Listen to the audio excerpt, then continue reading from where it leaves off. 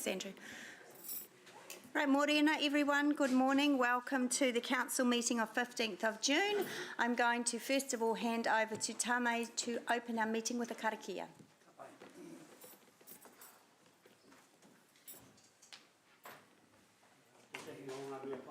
One of the good things when it's cold, it makes you walk faster. That's true. Tēnā koutou, e te whānau te rei te mihi atu ki a koutou o te hāpori, whakatapato i ngā kaupapa o te wā, e pāna ki tō tātou nei horo whakaari, e founders, te rei te mihi atu ki a koutou.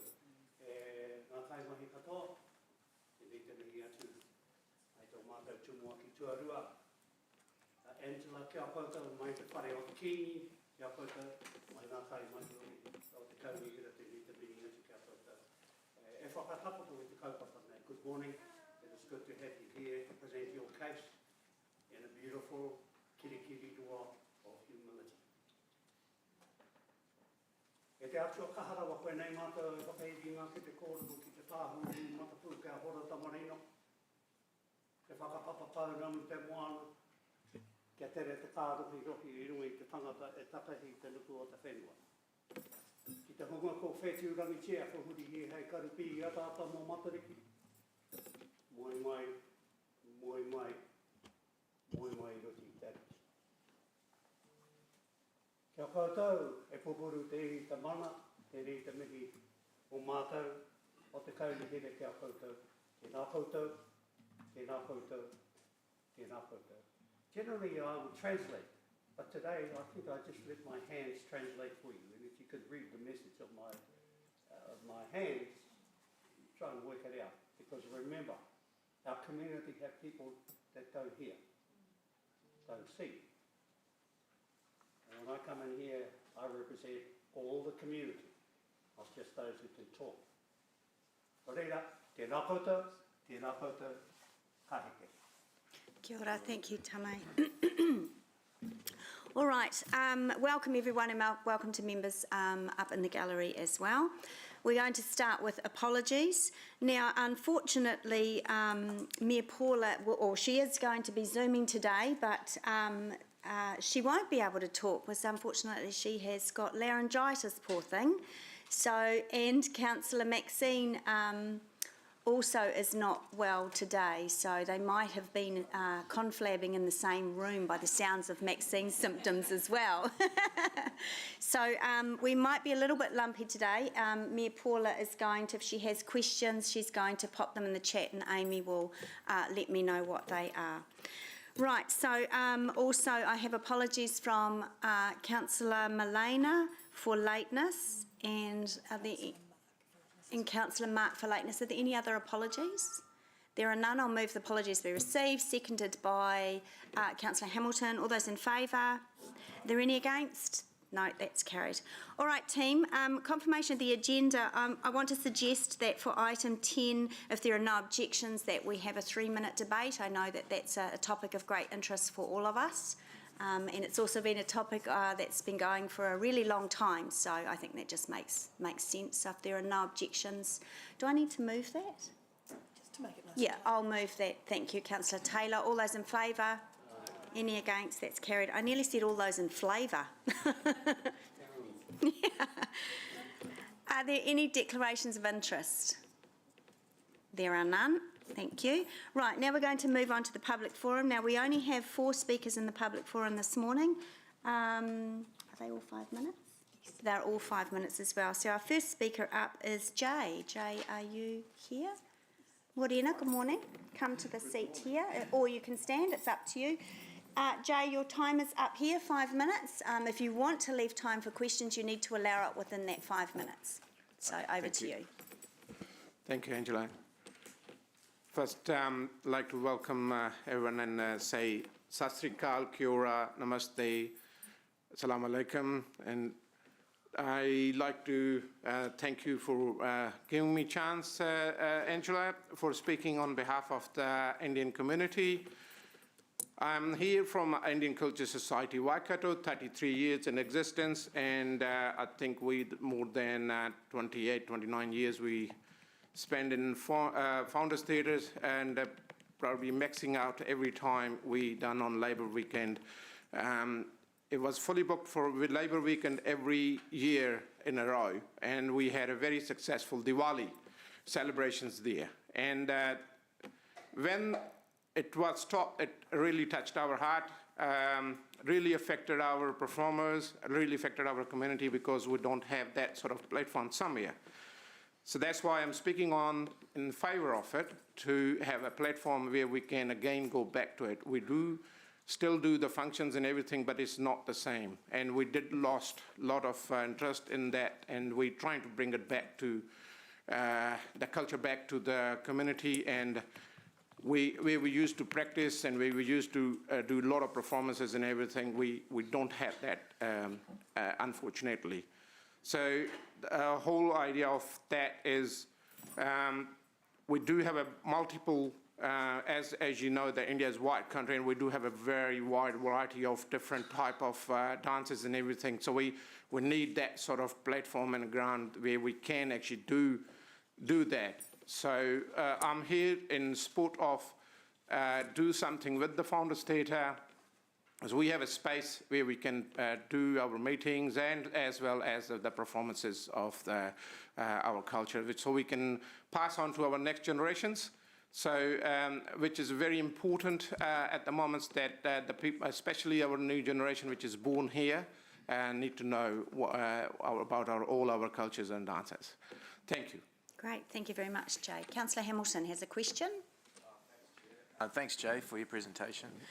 Would the society be open to an alternative venue if we could find something in the interim, and or, I guess, perhaps be involved in the consideration of a new purpose-built facility?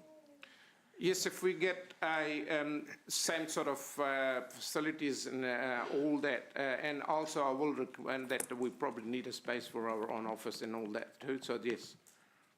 The answer will be yes, and I'm thinking our committee will be happy with that sort of thing. Thank you, thank you. Great, thank you. Councillor Pike. Sat Sri Akal. Thank you for taking the time to come and present to us today, and also for the great work that you do in the community.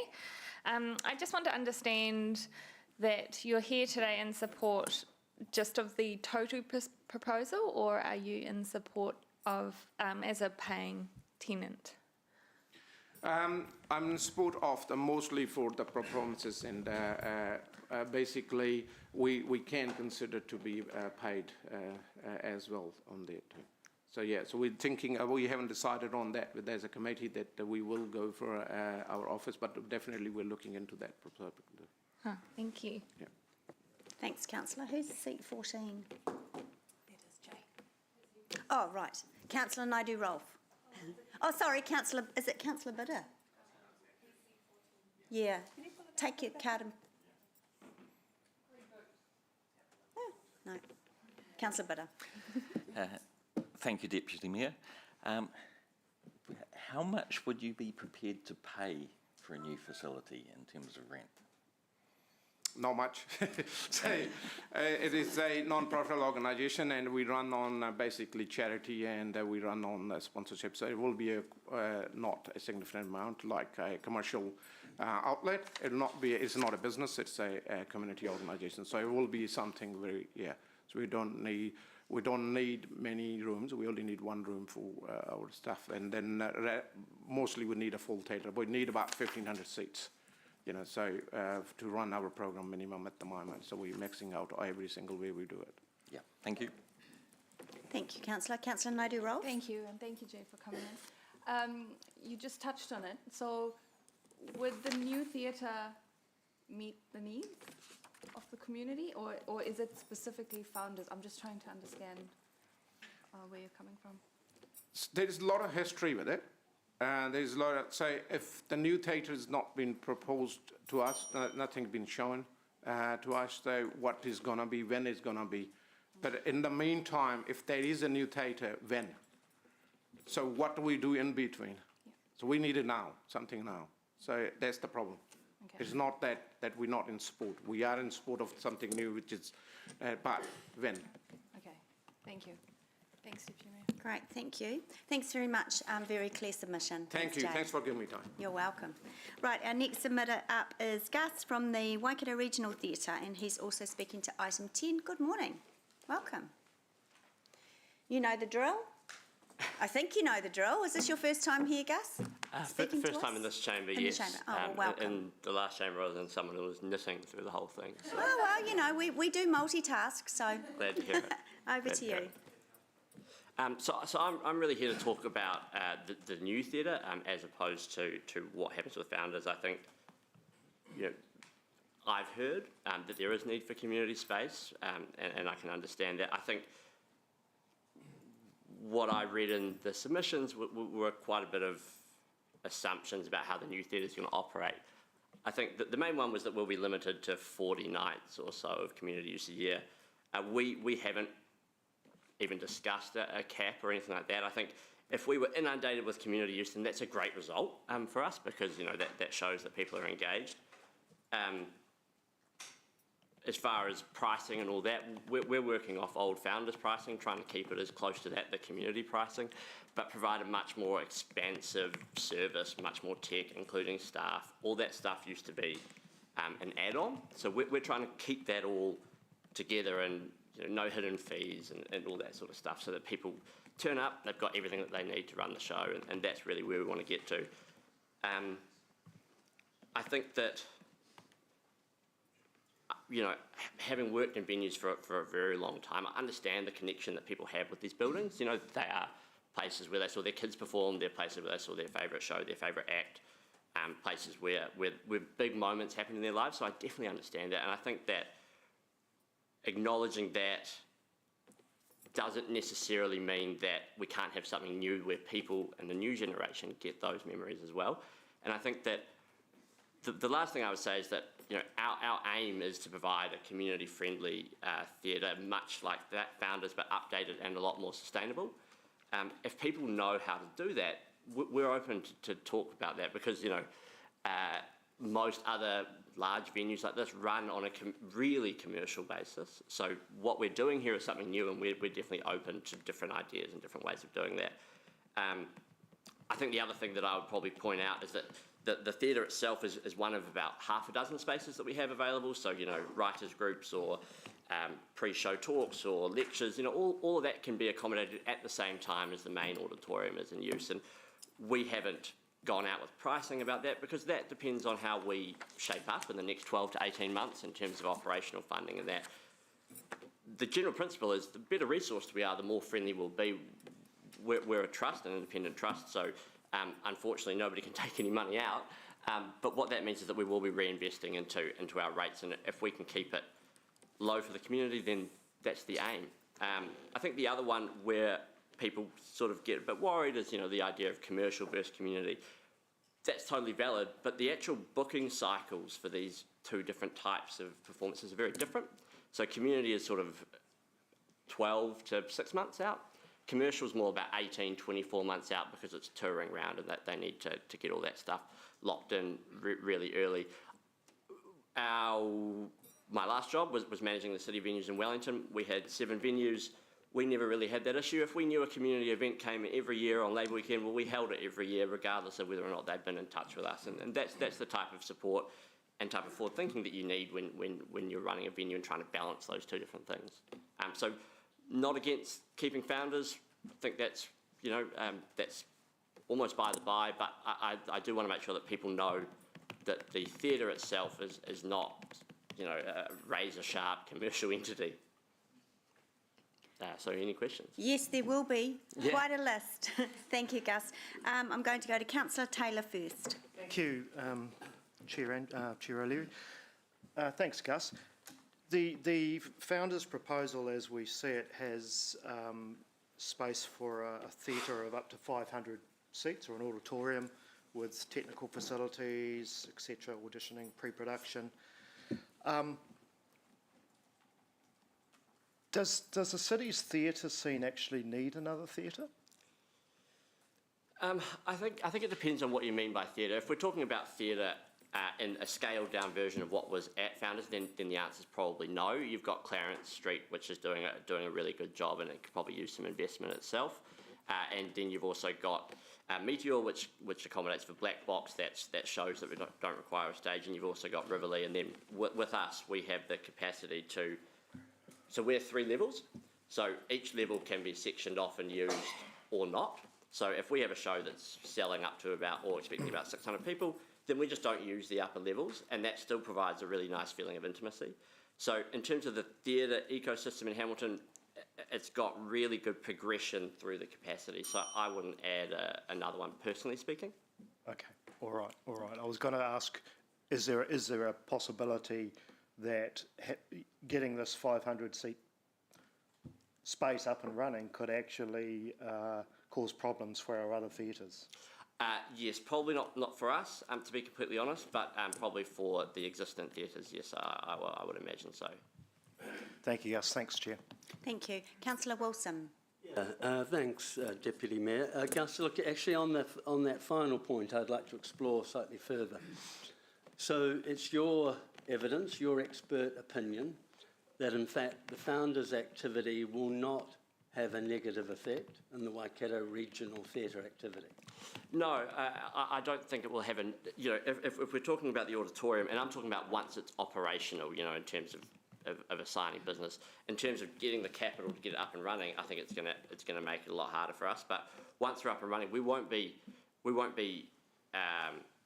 I'm trying to think of the convivial word. We won't be scrapping over different shows or anything like that. It'll be, if they are a big theatre show, it'll go in there. If it's a smaller show, I would hope that it's supporting Clarence or that it's supporting media. But if this is a third option and the other two are booked, then it'll depend on how it's run. If there's a fly tower.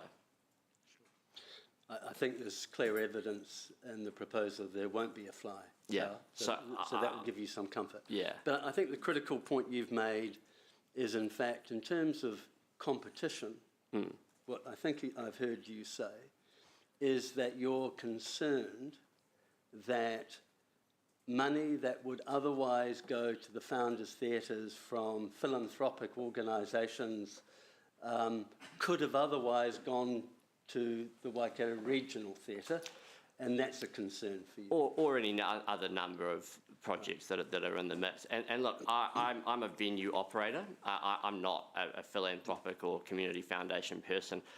I am talking about knowing when you are on the road to opening something and you're trying to gain funding, and having worked in places where they've got many, many venues, their combined weight of trying to maintain those venues, whether it's council or whether it's private or whether it's spread across both, it starts to really add up. So, final question, if I could. Do you think it's our role in local government as elected members by the people to pick favourites? To simply stymie one idea because potentially it could limit the funding flow of another operator? Is that our role? I think your role is to decide on the strategic objectives for the city and then carry that through. Thank you. Thank you. There are further questions. I'm going to go to Mayor Paula's question now. She's typed it in, so I'm just going to read it out. Gus, how long until the new theatre is up and running, please? So in terms of construction, at the moment we're looking at Q4 2024. After that there'll be a period of commissioning, which will take a few months, and then we should be open early 2025. Early 2025. Mayor Paula, did you have a follow-up note? You're good with that? Okay, great, thank you. Right, Councillor Pike. Thank you, Gus, for your presentation. So Tony's proposal, as I understand it, doesn't include revenue from theatre groups, but more wider interest groups. So what's a regional theatre's capacity to intake groups like Woodturners or CAB? So Woodturners probably not, because of the specialised nature of what they actually undertake day to day. So you need extraction, sawdust, and all the rest of it. CAB, absolutely. If we have a space where they can go. So for example, there is a space able to be leased that's right on Victoria Street, surrounded by windows. I can't think of a much better place for a Citizens Advice Bureau or an eyesight or something like that. So yeah. And given some of the differentiation between the groups, do you think there's space for both community spaces? I think there is space for. So what space are you talking about? So within Founders and the regional theatre, do you think they could operate without and fulfil enough need for the community? I think that the office space for community would turn a CAB is distinct from what the theatre is doing. I think if there's an auditorium involved, then you have to question why you are having an auditorium there which is not going to be technically sufficient. It's not going to have a fly tower. It's not going to, you know, is it going to have any inbuilt technical equipment? Is it going to have wings? All that type of stuff. When you've got Clarence and a Meteor, why would you not devote that auditorium volume to further community space? That would sort of be it for me, you know. So what is the distinct purpose that this auditorium space in Founders is serving, as opposed to what is already around there? So you don't think there would be room for both of them? I think there'd be room. I think that the auditorium space in the Founders building would be underutilised significantly and could be used better if it was devoted for an extra woodwork shop, you know, or anything else. Okay, thank you. Great, thank you. We are going to run over time, but I am allowing a couple more questions from each of the remaining members that have got their names on the board. Councillor Hamilton. Thanks, Chair. I think you actually asked it. It was just confirmation of when building will be complete, but you said, is it early 2025? Yeah, so the building itself will be complete earlier than that, but there's a whole bunch of testing, and you've got to, you know, make sure that all of your things that lift heavy stuff over people are safe, and all that stuff is after the construction is complete. So sort of circa 18 months? Yeah. Thank you. Okay. Thank you. Councillor Bidder. Thank you, Deputy Mayor. Gus, two quick questions. The first question is, if the 500 seats were taken out and simply replaced with a flat floor for multi-purpose use, would that help satisfy you? Satisfy me to what? That the theatre, the Founders Theatre is not competing for space with the regional theatre? Yeah, I think what we need to clarify is actually what I think it's competing with. I don't think it's competing with the regional theatre. I think it's competing with the existing theatre environment that you've already got.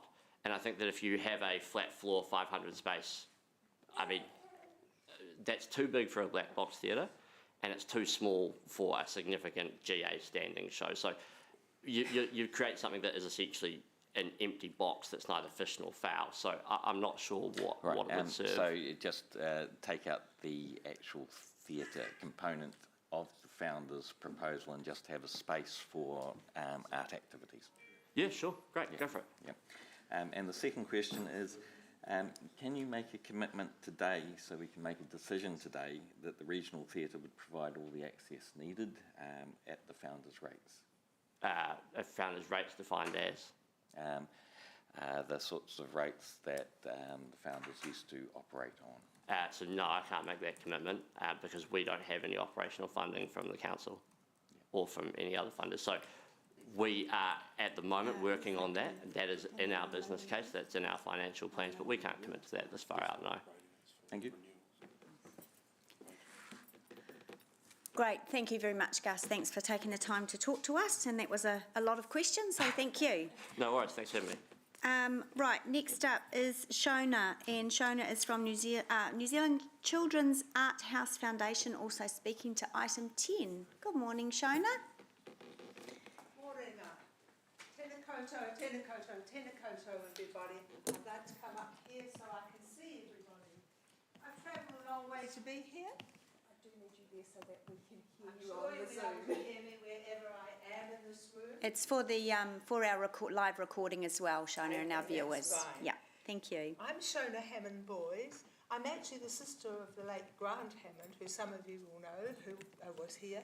I was an intake to Waikato University founder and Society's representative of Waikato University initially. I grew up here with fabulous founding fathers, all of whom you will know in the history of Hamilton. I've come back today just to be here, to ask what your vision is. And if you have a vision, I believe it will start with children. You would not start anywhere else knowing the plight of the world today. And because of my work and being appointed to various government appointments for the arts and culture here in New Zealand, and then starting to work worldwide, I can see how globally the plight of children is the issue that must face every local authority. And Founders as it is, I saw it last night for the first time, and I appeared in the first show that was put in that building. It is not in good shape, but you cannot obliterate the past to progress the future. The future now depends on what we all do for our children. You've got a little start with some ram raiding going on. That's nothing compared to what's coming. So where do your children go if they're creative? If they want to be contributing citizens? What do they do with their time? Well, I put in, basically, our foundation is putting in 100 children's art houses in New Zealand. I put in 1,552 art houses in America and was honoured by the President of America for doing that for America. And I was honoured by the Queen for what I've done and won the World Award for Children from 126 countries. And I come back here just to plead with you to consider putting a couple of rooms in the Founders Theatre for a children's studio and galleries, for exhibitions, for what the children can do. Hamilton has put in a new youth centre, well done, but I think that is nothing like the scope of which our foundation is talking about. And I leave you with my card, and there's a flyer which is going out to all of you, a newsletter, so that you can read and follow up.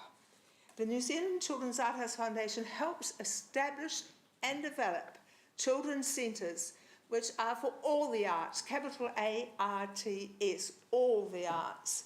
Children come in and our children start to explore their own self. Who am I? What am I? What can I be? What is my talent? What can I contribute to my society? And believe me, they can contribute a great deal, which is not being contributed at the moment. Because where could they put it? Under their mattress or in their school bag?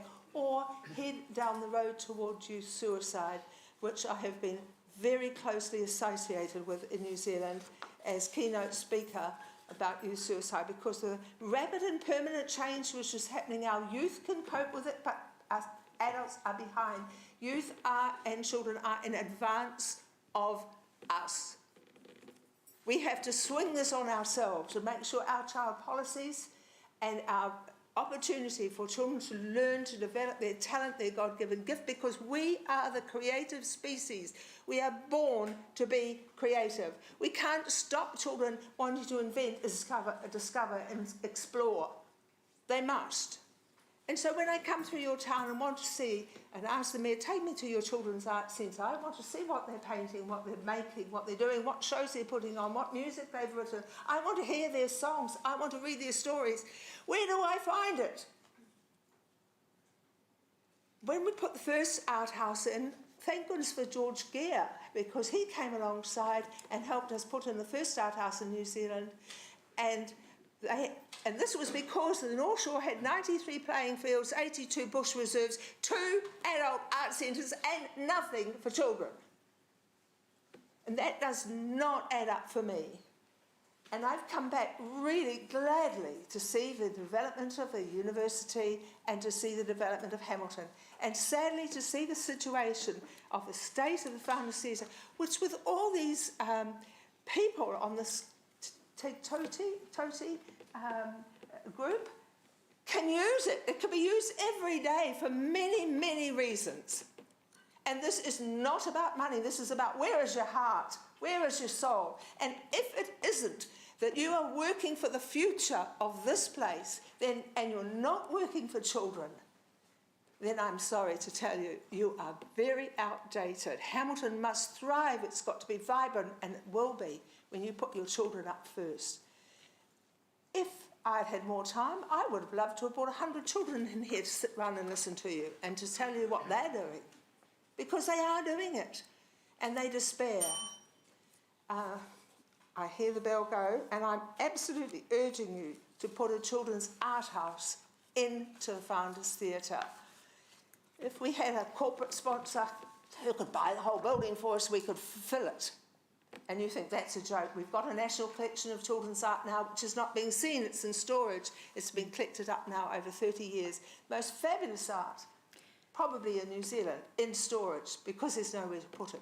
There's so much more that could be done, and that theatre could stay as it is in all the rooms being Yeah. used. Thank you for listening to me. I Thank- urge you to consider. Thank Shona, I haven't, don't go. I've just, Mayor Paula, who is on Zoom, as she is unwell today, has a question, so I'm going to read that out for you.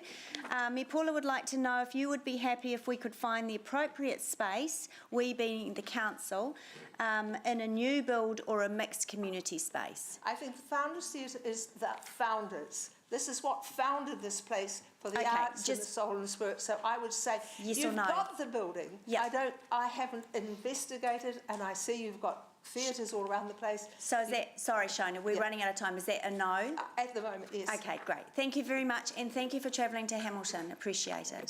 Thank you. Oh, sorry, Sarah. All right, our next speaker is Peter Wilson. He is speaking to item 11. This is the submission to the Climate Change Commission. Good morning, Morena Peter. Welcome. 5 minutes? Peter? Yes, and you have 5 minutes. Thank you. Morning, Deputy Mayor and Councillors. My name's Peter Wilson. I'm a concerned resident and ratepayer of Hamilton, here representing myself. I'd like to speak on item 11 on the agenda, which is the approval of submission to the Climate Change Commission.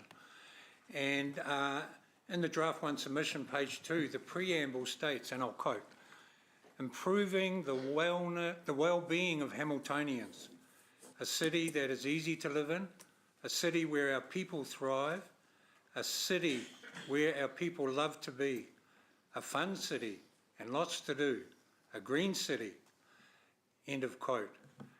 This sounds very utopian and sounds wonderful. And I've got a question today, and it's a rhetorical question. My question is, who and what is driving our urban development? You know, in the government's Climate Change Response Zero Carbon Amendment Bill, it states that the target nationally is net zero emissions by 2050.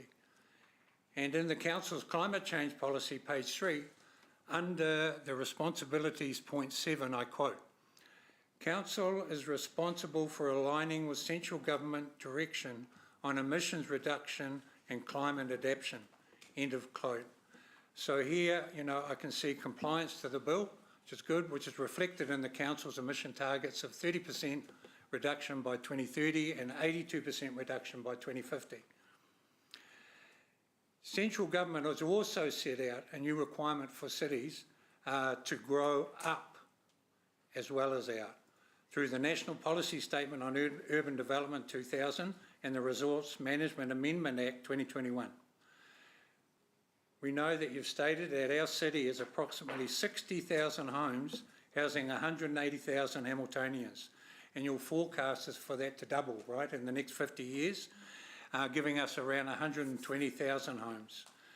So does that mean, based on the NPSUD, that we'll see an increase in infill development over greenfields development, i.e. is the city growing up more than out, is my question.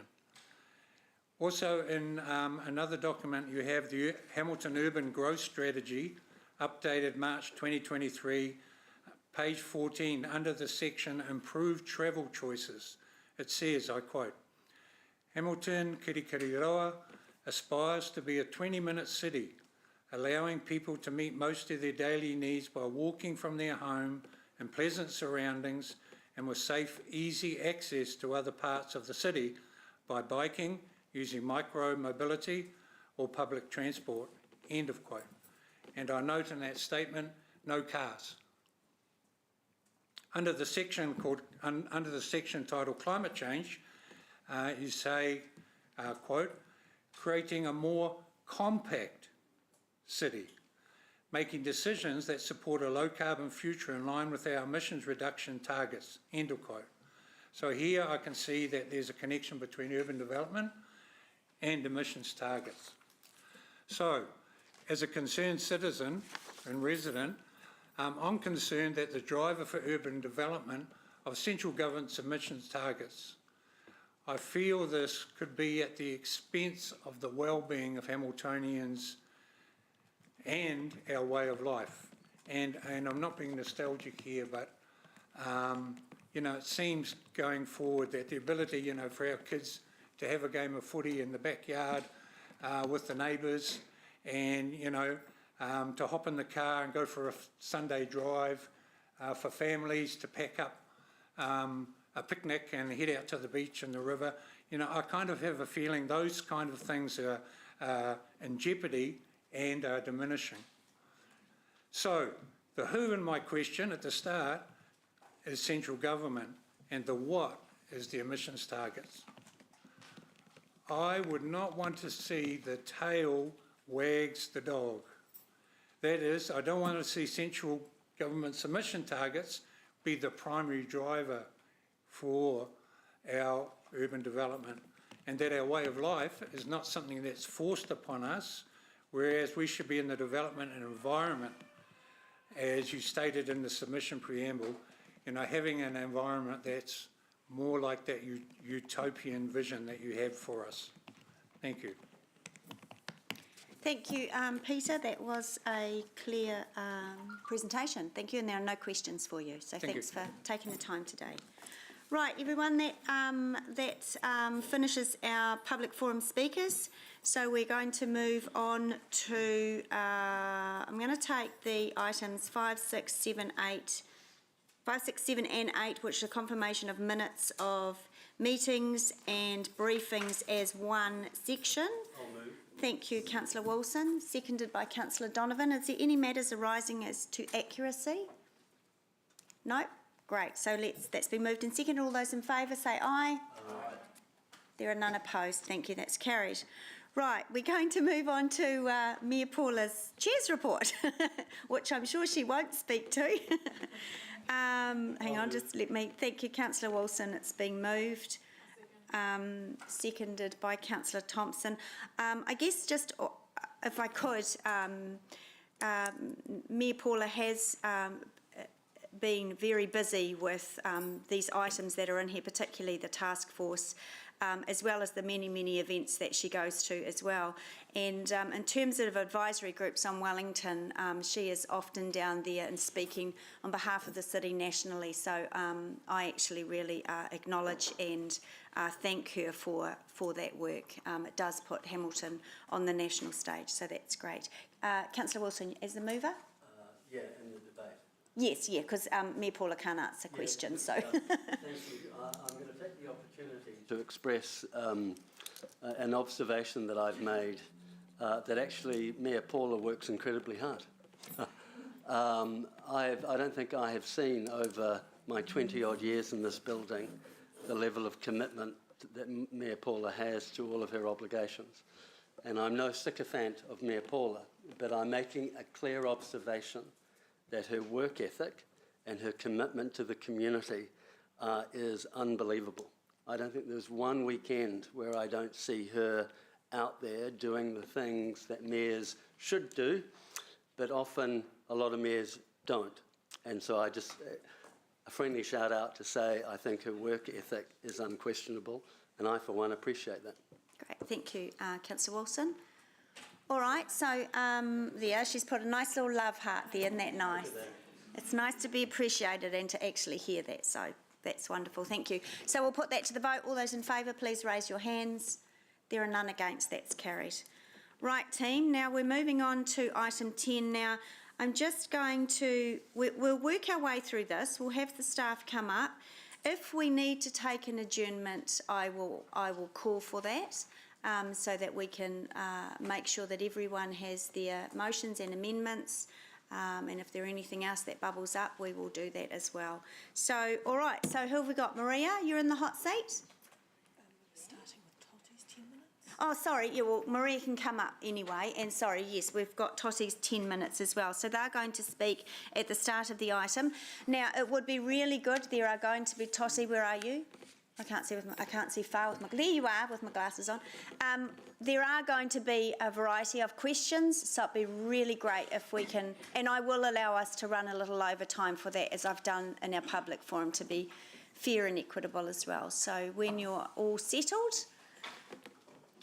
over to you. And we have Margaret Evans and Robin Radcliffe. Nice to see you. Yes, for those that don't know me, I'm Robin Ratcliffe. I operate 11 different companies in this city, based mainly on transport, all right? I've recently started to become a little bit of a giver in society rather than a taker, right? After 6 decades of founders, the founders presents an opportunity for Hamilton to accommodate the diverse community groups in need of dedicated space. By doing it, it will assist the Hamilton City Council in fulfilling its obligations under Section 10 of the Local Government Act, which emphasises the promotion, social, economic, environmental and cultural well-being for the present and future communities. It is a rare occasion when a collective of engineers, architects and accomplished business professionals unite to undertake the refurbishment and management of a significant structure like the founders. Recently, several councillors visited Te Kōpuku School, which serves as an exemplary model of the transformation possible of repurposing a large building. The repurposing of the Founders Theatre by Toti, a charitable trust, at an estimated cost of $8 to $10 million, will contribute to the overall well-being of the Hamilton residents. It is crucial to note that the opponents of this project have predominantly voiced negative opinions and concerns about costs.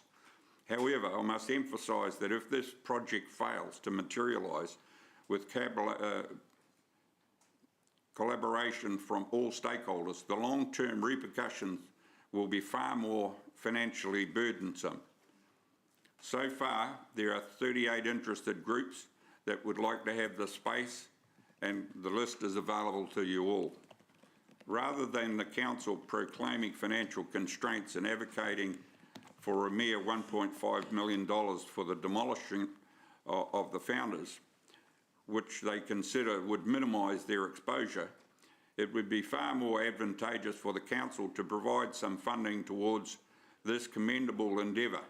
By doing so, they would support a remarkable project that aligns with the interests of both MTE and the Gallaghers, who have contributed to Hamilton business landscape for half a century, attracting enterprise from various parts of New Zealand and beyond. Therefore, John Gallagher, myself and the rest of Toti team implore you all to join us voting favourably for the proposal with confidence. Together we can ensure the success of the project and enhance well-being of the entire city. Now, this young lady, this woman that was speaking just before, spoke about the well-being of the children.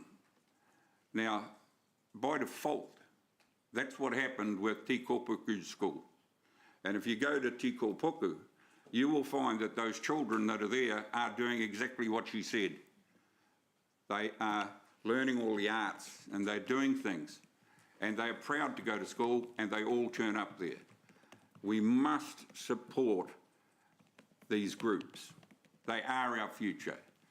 They're not the ones that are going out and committing the ram raids and stuff like that. They're part of the community.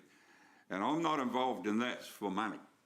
I'm involved in this because this is a good thing to be involved with.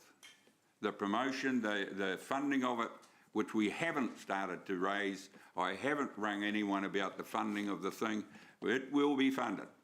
Don't worry about that.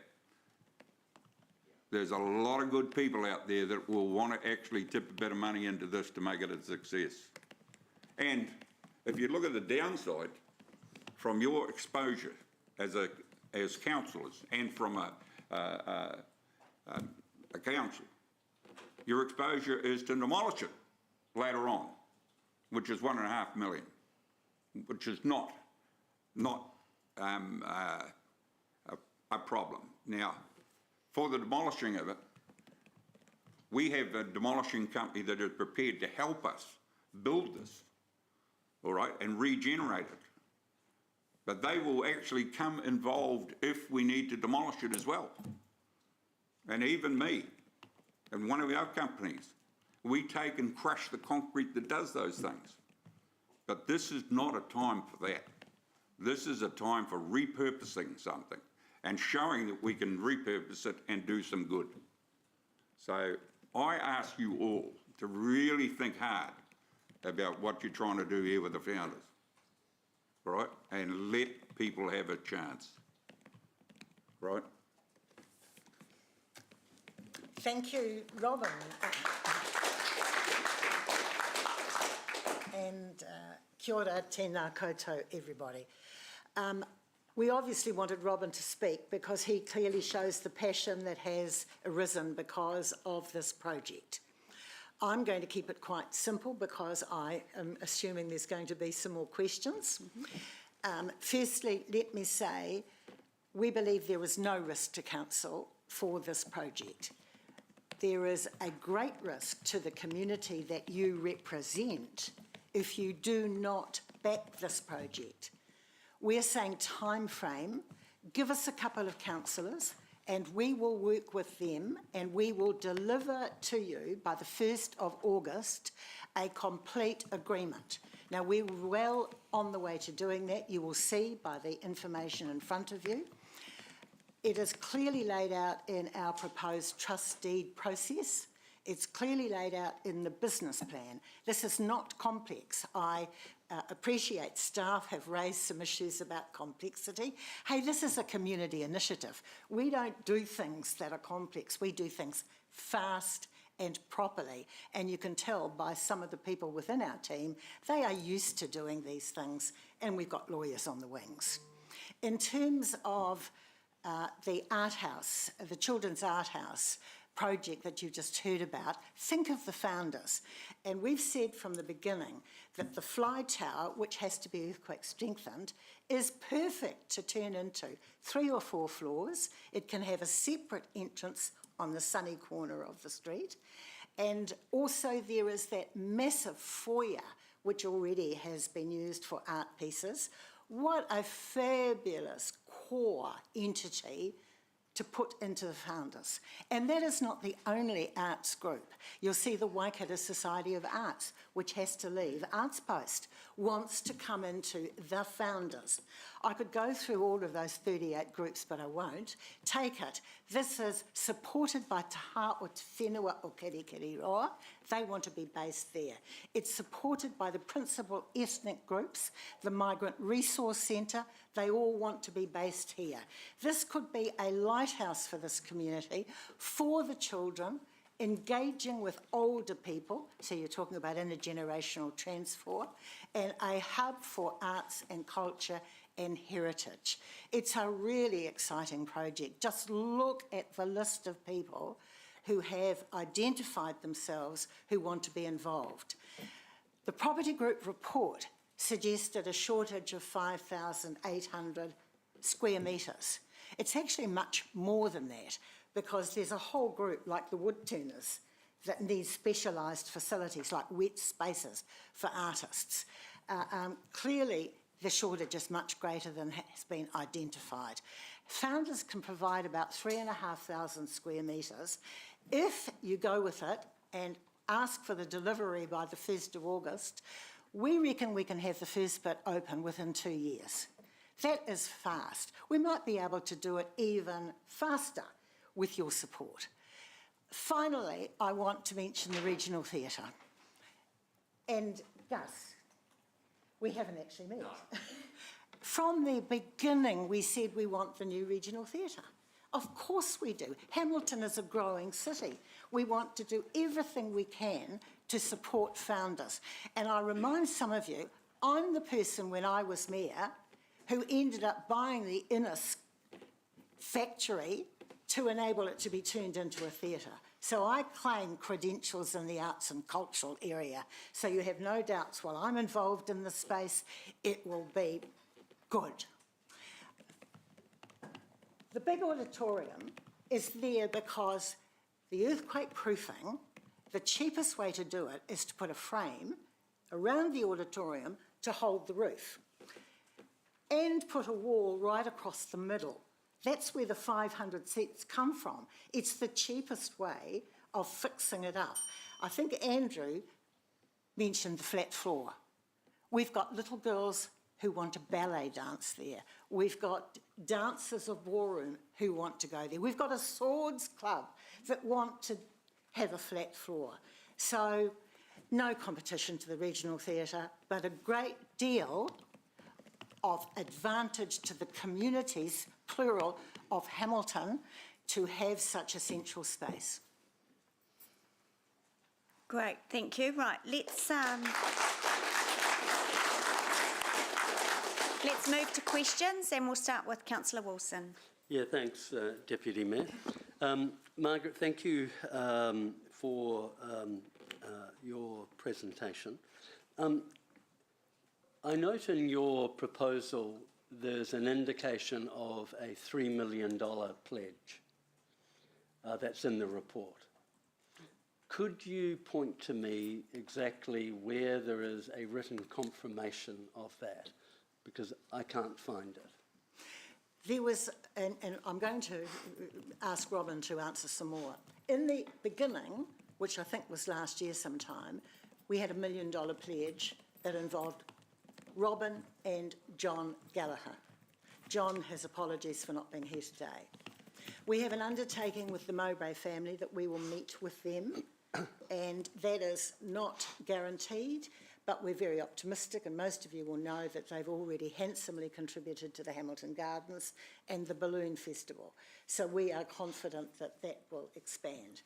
I think nobody doubts that the Gallaghers and Modern Transport have got the ability to tap lots of people on the shoulders and ask them to contribute. That is partially where the $3 million figure came from. In addition to that, remember this is a community initiative with lots of pro bono. The architects have already given us an estimated $100,000 worth of work. We've had all sorts of advice, including legal advice, all pro bono. Thanks to Robin and John and other supporters, there's a whole group now of tradespeople who are prepared to give their time, if not totally free, certainly at heavily discounted rates. And I have to say, Jay is amongst the people who've rounded up some of those contributions. In fact, I think the figure of about $6 million has been put around that, and Robin may be able to assist there. So we're very confident. I think it's too early.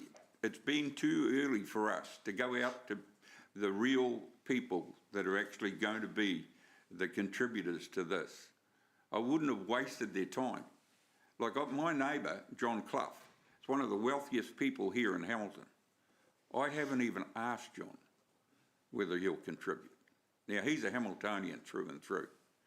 All right, it hasn't generated enough positiveness for me to actually go to some of these people and say to them, now listen, we need a bit of support.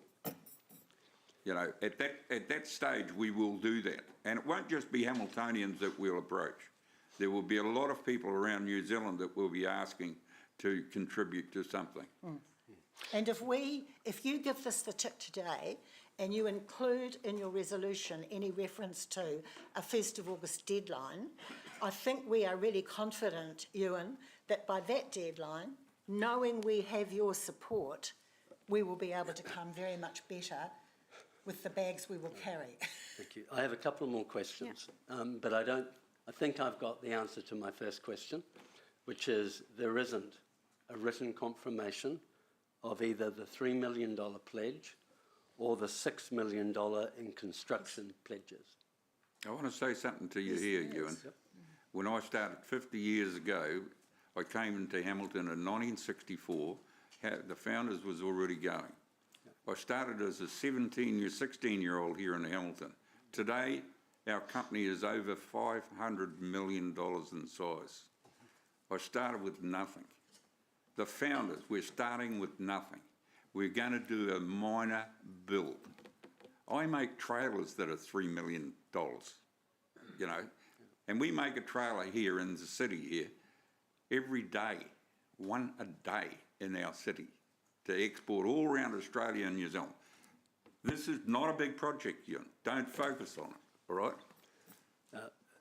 Thank you for that, and please don't interpret my questions as being disrespectful, because that is not my purpose.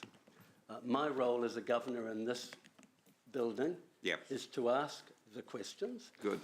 And you'll recall that when we make decisions, they're underpinned by something I can see. Yep. And I just wanted clarification, and what you're saying is there is no written commitment to either the 3 million or the 6 million. Okay. The next question is, my understanding from previous resolutions was there was to be a conditions assessment completed. I see your letter of the 25th of May 2023, where you've done a conditions assessment. Please do not take this question as questioning your integrity, but can you explain to me what expertise you have been able to bring to bear in completing this conditions assessment of the building? What have I been able to do? Well, so far, just about every building that we're in, we have built ourselves. We've designed, had them done, right.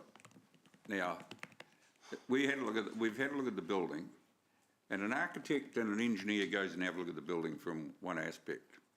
I sent my engineers in there to have a look at the way that they might strengthen that building, all right? And they come up with total radical ideas of what was possible that hadn't been thought of. So the assessment is based on an overview of what might happen and what might, the feasibility of it, how that'll be driven. The reinforcing in the earthquake proofing, for instance, it may be beneficial, and it will explore, is reinforcement on the outside of the building, not on the inside. Now, I'm sure that hasn't been looked at, but it's been suggested by our engineers that we look at that, all right? Now, there's a whole lot of raft of things that we will go through with the engineers, and when they are starting to get into that there to find out the best way of doing it. And when you're in trailer building, that's what it's about. It's not driven by engineers that have gone through university. I'll give you an example of that. We've had professors of engineering come to work for us and engineers from the university. Now, I'm not educated by universities and stuff like that. I've come through the hard road. It takes 10 years after an engineer's come through university to fully understand how to build a trailer with us when we bring them in. And my top engineer now has been there 10 years, and he's the top in the country now. And I tell you what, we can let him loose in Australia and New Zealand and that with some of the latest technology that's out there. Ewan, we need to actually get the ability to get hold of this, founders, so that we can carry on and do that rebuild and organise that rebuild. Look, thanks. Sorry, I'm going to let you continue, but there is respect in this chamber from we're doing our due diligence. So we need, if we can keep the questions and the answers as concise as possible, that'd be wonderful. And we'll get the information that elected members need. One final question. To make the decision. To remove any ambiguity. Your conditions report is signed by you. Correct. Not by either your qualified engineer or any engineering expert. Correct. Thank you. Can I make one quick comment, Angela, on this point? Noting that Robin has worked with the architects, Robin and his team, right through, and of course we had the original drawings of the building because of Mark DeLeo. And that's been a hugely valuable resource to understand what's going on. Great, thank you. Right, I'm going to go to Councillor Bidder next. Thank you, thank you, Deputy Mayor. Is the issue for locking in the funding that you haven't got a commitment from the council? Would that change things and allow you to get everyone locked in by August? Absolutely, absolutely. Thank you. And Robin may want to have some more comments on that. Councillor Bitter, That was Yep, great, thank you. I'm going to go to Councillor Pike and then I'm going to go to Mayor Paula. Thank you, and thank you, Robin and Margaret, for coming today and your presentation. Just trying to understand, if you can't make the deadline of 2 years to redevelop the founders, if we should give you that right today, what happens if you fail to meet that obligation? We are suggesting in the business plan and also in the process that you retain the 1.5 million that you're already programmed to do the demolition. And at 3 years, you decide whether or not we have fulfilled your obligation. So you would already have the 1.5 million in there to do the demolition. Although Robin, I think, has suggested to you, if you let him take responsibility for that, he'd do it much cheaper and probably faster. We're not anticipating demolition. I'm not anticipating it either, and we are all in the same boat. We don't know whether we're going to have COVID. We don't know what's going to happen with all this war in Europe and how that's going to impact on us and all these other things. But it is our intention to get it all complete within that gap. Our intention also is to get people into that space as quick as we possibly can, and it may well be thinking that we may isolate part of the building while we work on it and have the other people in the building while we're doing that work. So Okay. all of those things have got to be considered. It can be staged. Yeah. I think you all know that. Yeah. Yeah. Yeah. Councillor Pike, any further questions? Just understanding as well, I see you want a 20-year commitment. Would there be other opportunities for review if things weren't going as well as you anticipated? I would say always, but, that's something that I think would be discussed with the agreement. But I certainly think 20 years is a long time. Thank you. Right, I have a question from Mayor Paula. Can you please tell us how you intend to secure long-term operational costs? There's a second part to it.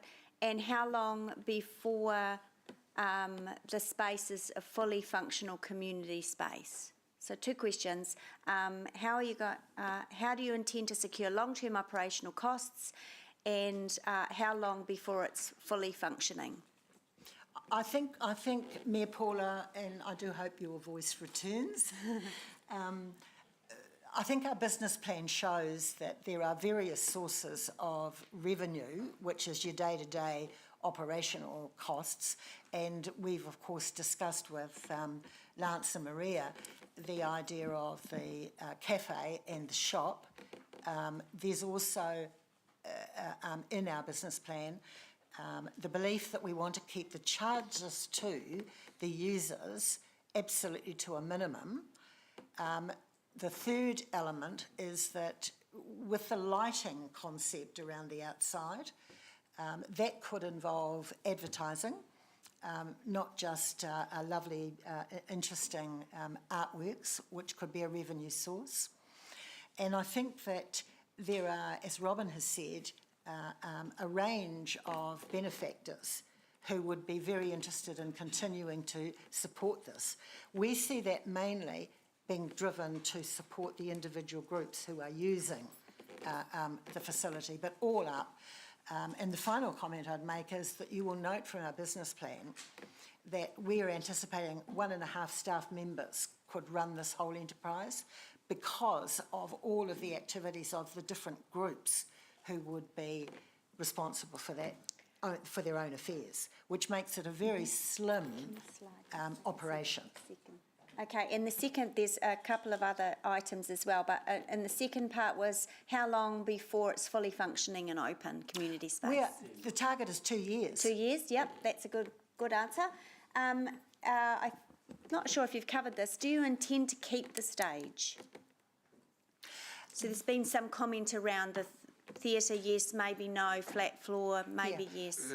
Well, that's a hard question. That's That is one of the impossible questions to answer at the minute, because once we actually start getting into it and deciding how the layout's going to be Yeah. and everything else like that. Yeah, it- okay. There you are, know, there are three options that have been discussed. One relates to the Children's Art House, because the internal part of the stage where the fly tower is, that could be incorporated in that part of the building. If you think of the founders, that still leaves the front part of the stage, which could be linked to the meeting area, or conversely, the whole lot could go. So there are three options. On the whole, I think there's a feeling that there is no need for a stage anymore Yep. for the users that are being anticipated. I help you with that one a little wee bit, that I thrashed it for probably a month or 6 weeks at the Waikato Times, trying to figure out what I was going to do with the space where the paper machine was. And finally one day I woke up and I said, I know what I'm going to do, I'm going to fill it. And I filled it with crushed concrete and put another floor right over the top of it. And I tell you, that's the same thing as what you got here talking about with that stage. What is Okay. going to be the best thing to use? Yeah. And Same that means, of course, we've got to refine who the users are. Yes, yes, Yeah. understand that. Last question from Mayor Paula. You mentioned parking revenue in the report. Can you please tell us more about what your outcome is there, what you're wanting? Some of the groups, and if you take Citizens Advice Bureau, any of the groups that are interfacing with the community have expressed to us the interest in having some named car parks for their uses. And there's been a bit of chat about whether there could be a mobility type sticker that could be used. There are others who just generally feel that there needs to be open parking for those who are coming to the facility. Looking at the various charges that are made available, including the revenue that the council earns, that's seen as a potential revenue earner as well. So rather than the council having the revenue of on-site parking, Well, I that- think you're making about 6,000 or 7,000 is That- all you're making because of Okay, all right. it's really, I think that's a bit of a red herring, actually. Yeah, okay. Mayor Paul, has that satisfied your questions? Have I covered them? Great, thank you. Right, Councillor Hamilton. Thanks, Chair. Two questions for you, Robin. Thank you for your presentation. The first one is, if you're unsuccessful today with the Turners, the founders' decision, would you consider using your energy and resource into something that would support arts, would support the school, but with a purpose-built new facility? I've actually got another project that I'm looking at already, and it's been deferred. It was going to start last year, and it's helping an old friend, and it's a large one, and it involves an engineering school. All right, so, and it's for people to learn the trades. But specific for this would be a no, is that And right? it's, well, no, because, you know, what's happened now is my tax rates ended up as a high tax rate. And some of these philanthropic things are beneficial, like our family is grown. And we're becoming the Gallaghers. You know, we're starting to look at what we do in the community and how we do things now. So I think those things will continue on with my children and with me after I'm gone, and we'll be doing the similar sort of things. Okay, it wasn't quite specific to my question, but I'll ask this Yeah, another. but what is the project? You know, what are the projects? You know, And how long will it take? you know, and what are the projects, and are these groups going to be splintered? I'll You know, ask another question. You know. One of the things, and Councillor Ewan was quizzing you all on the financial feasibility of this thing, and you've given us all this in kind and these handshake agreements, and you've told us about your $500 million business. Why don't you just personally underwrite and guarantee a $3 million or a $5 million? Why won't you commit to that in writing? why don't I? Who knows in the future what we'll do? Yeah, but you're asking us to trust I've got on... children that I've got to work this all out with as well. But Robin, you're asking us to sign off something on a handshake, but you're not prepared to sign it in writing. No, we're not. We're not asking you to sign off anything. You've got nothing. There's nothing that you're giving that you're signing off. You're going to demolish this thing. It's all gone for $1.5 million that you'll pay. It's gone. It's not there. All right. So we're saying that you've got a building there that you're ready to scrap. Okay. It's going to the scrapyard. And we're saying, hey, before you set it at the scrapyard, let's repurpose this, and we'll do that Yeah. repurposing. We do understand the proposal today. All right. Councillor Hamilton, are there any further questions? No, thanks. All right, I'd like to just continue with that one. If you're prepared to give us 1.5 million, Yeah, I'll no. underwrite turning this building back into a green space if we fail. All right? How's that? Okay. All right. So next questions from Councillor Thompson. Thank you. Thanks, Robin and Margaret. And Robin, I just have some more questions. And That's all right. I am, again, really with respect, but just as governors, we do need to think of all the risks involved in a project, Yep. because ultimately there is the risk back to the ratepayers in terms of costs with these things. And there are risks also with uncertainty around the founders, because lots of other projects actually depend on what happens with it in terms of transport decisions and decisions around the green space and park space that we have funding to develop. So there's more than just the issue of right. it being demolished. So I've got a few questions. One is, are there people in the community who would actually commit to ongoing operational funding, given some of our concerns around its sustainability in terms of operational day-to-day funding maintenance of the building, staff, gear? I think there is, and I think that there will be through advertising and things like that around the founders. Like I'm an entrepreneurial business person pretty well, all right, and I see big signs that rotate around the city now that weren't there 10 years ago. You know, all those sort of things that can bring income, that's ongoing income into a thing like this. Plus, there could be people that are quite willing to put on ongoing funding, or enough to help sustain it going forward. Okay. There is. And just to Councillor Ryan's question, given you do have quite a high level of confidence that you can get people to commit funding, at least capital funding, to this, would you consider actually underwriting a certain amount? Because that would help, probably, it may help with the decision today. I don't want to underwrite it, but like I've said, if the council wants to put their 1.5 million into it, I'll underwrite the demolition of it back to a green space, which is really what you're looking at for the worst possible scenario, you know, and I don't look at that scenario as you know, a possibility too much, that it won't be used, because like I just know what's gone on at Te Poku with that school, and I know how many community groups want to use this. Yeah. And it's something that's missing in the community now. So I don't think, I'd like to see all those groups getting in behind with work and all those things that they can do to actually help this thing. Like, it's an involvement. It's not a case of us wanting to just do this building and say, hey, you guys all move in. Yeah. We want to involve them in the build, so it's theirs. Okay. They're part of it. And that's the real big key to it all. You know, it's not a case of me just dumping a building there and saying, oh yeah, well, I'll put the building there, here we are, fellas. Yeah. You know, like, that's one of the things at Te Kopuku. They built it. They did it. They designed it. They said, I want a room here and I want this here. And I supported all that. Okay, thank you. All right. The two last questions. One is project management. How do you envisage actually managing this project? Well, Would you be I'm a pretty employing- strong person, right? And I'll be right there at the head of it, or I can tell you, but by the same token, we have some good engineers and good architects and good people around us that are professional in their own right. And we want to bring those people together in that management team.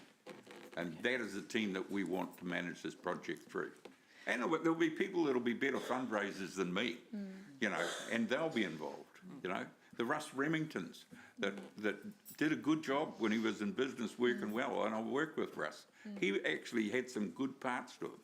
You know, yeah, well, there was a lot that weren't. But I tell you what, he did some brochures for me. He did 7 brochures. So I sent them to Australia. I got 5 trailers out of it. Yeah.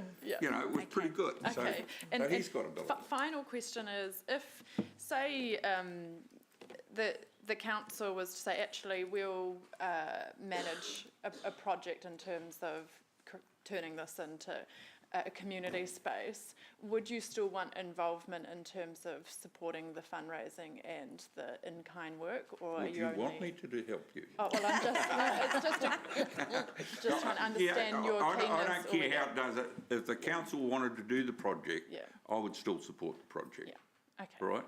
So there's your answer on that. Okay, thank you. I'm going to go to Councillor Van Osten online. Thank you, Margaret and Robin, for your great presentation today and your obvious enthusiasm. Margaret, I just wanted to have a bit of an explore into the ongoing operating income. You talk in there a line about membership. Can you just expand what your proposal is for those membership and who might be those members? I'm sorry, the membership fees.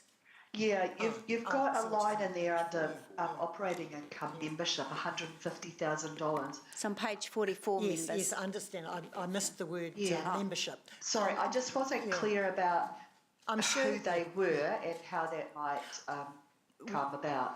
One of the ideas that has come through is combining heritage and the concept of friends. The feeling was that a Friends of the Founders organisation might be a very good source of ongoing funding. I think from memory that came from one of the founding fathers that somebody's mentioned. We've had discussions with the Braithwaite family, the Rogers family, and people intricately involved with the civic history of Hamilton, and I think that's where that idea came from. Oh, and the Ross family, Hilda Ross's family. And the thought was that people would be quite interested in that sort of direct funding, and as an offset, we've suggested that there be naming rights, not the building naming rights, but within the building there might be walls or doorways or various elements of the building. So that's again where that sort of source of annual revenue might come from. Thank you, that does make things a little bit clearer for me.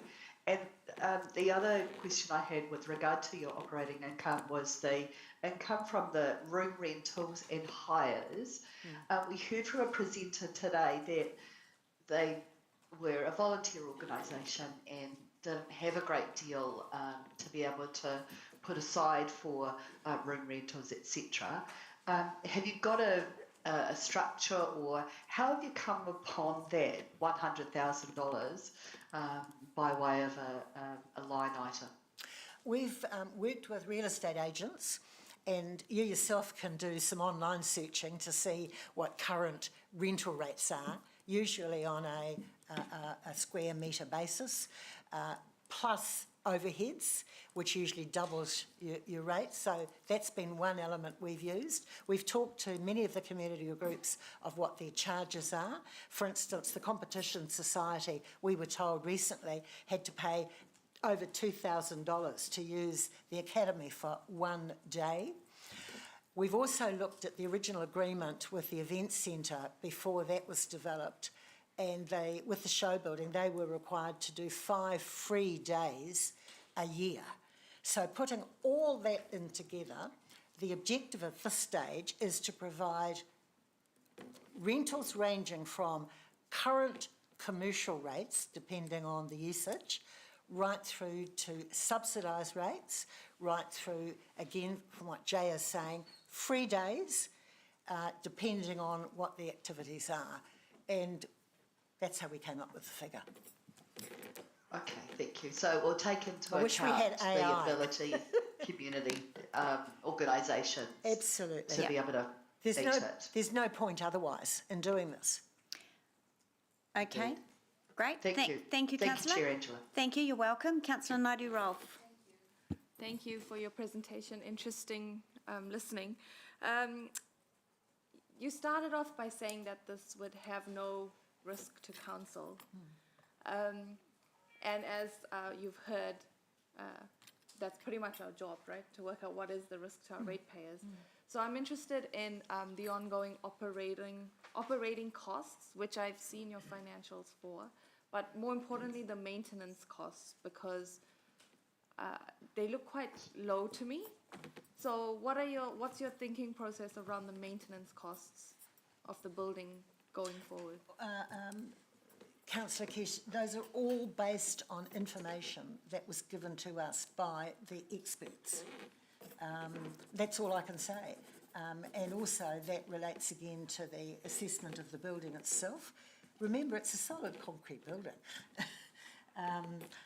The roofing you've seen, there's some requirements to do some fixing there, but not nearly as much as was originally thought.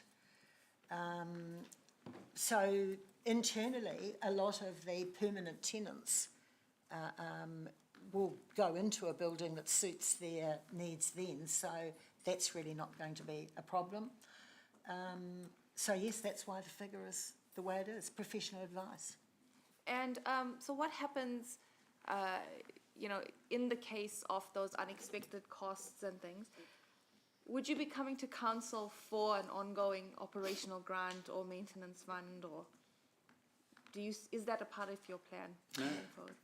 Well, It's not in my thinking. I never say never. Because I remind you, and again, I'm not getting at staff, but I am, like you, able to make the comments. You have a primary responsibility to foster the well-being of the community. That includes culture, social, environmental and economic. Depending on what happens in the next 20 years, I've no idea whether the groups or the trust that is to be formed will come to you. I would suspect it's highly likely they will, but then everybody comes to you. Whether you agree or not is because you are representing the community in its broadest sense, and that's how I would answer that question. The intention, as Robin has said, is to have this being self-sufficient, but it is nevertheless a partnership with you. Yeah. And so leads to my next question. Council, as you know, has a finite pot of money for community grants. Do you see this project competing with those community groups to obtain those grants? Let me make it very, very clear.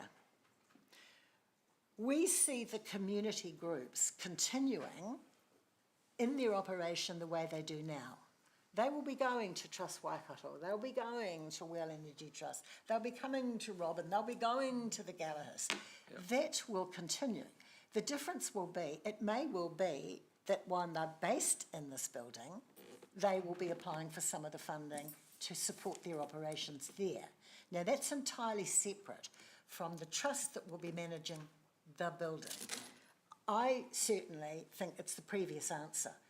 We don't think they'll be coming to council. The intention is to be self-sustaining. There are other sources of funding, and even though it's not classified as heritage, we think Lotteries Heritage will be a good source of future funding for this.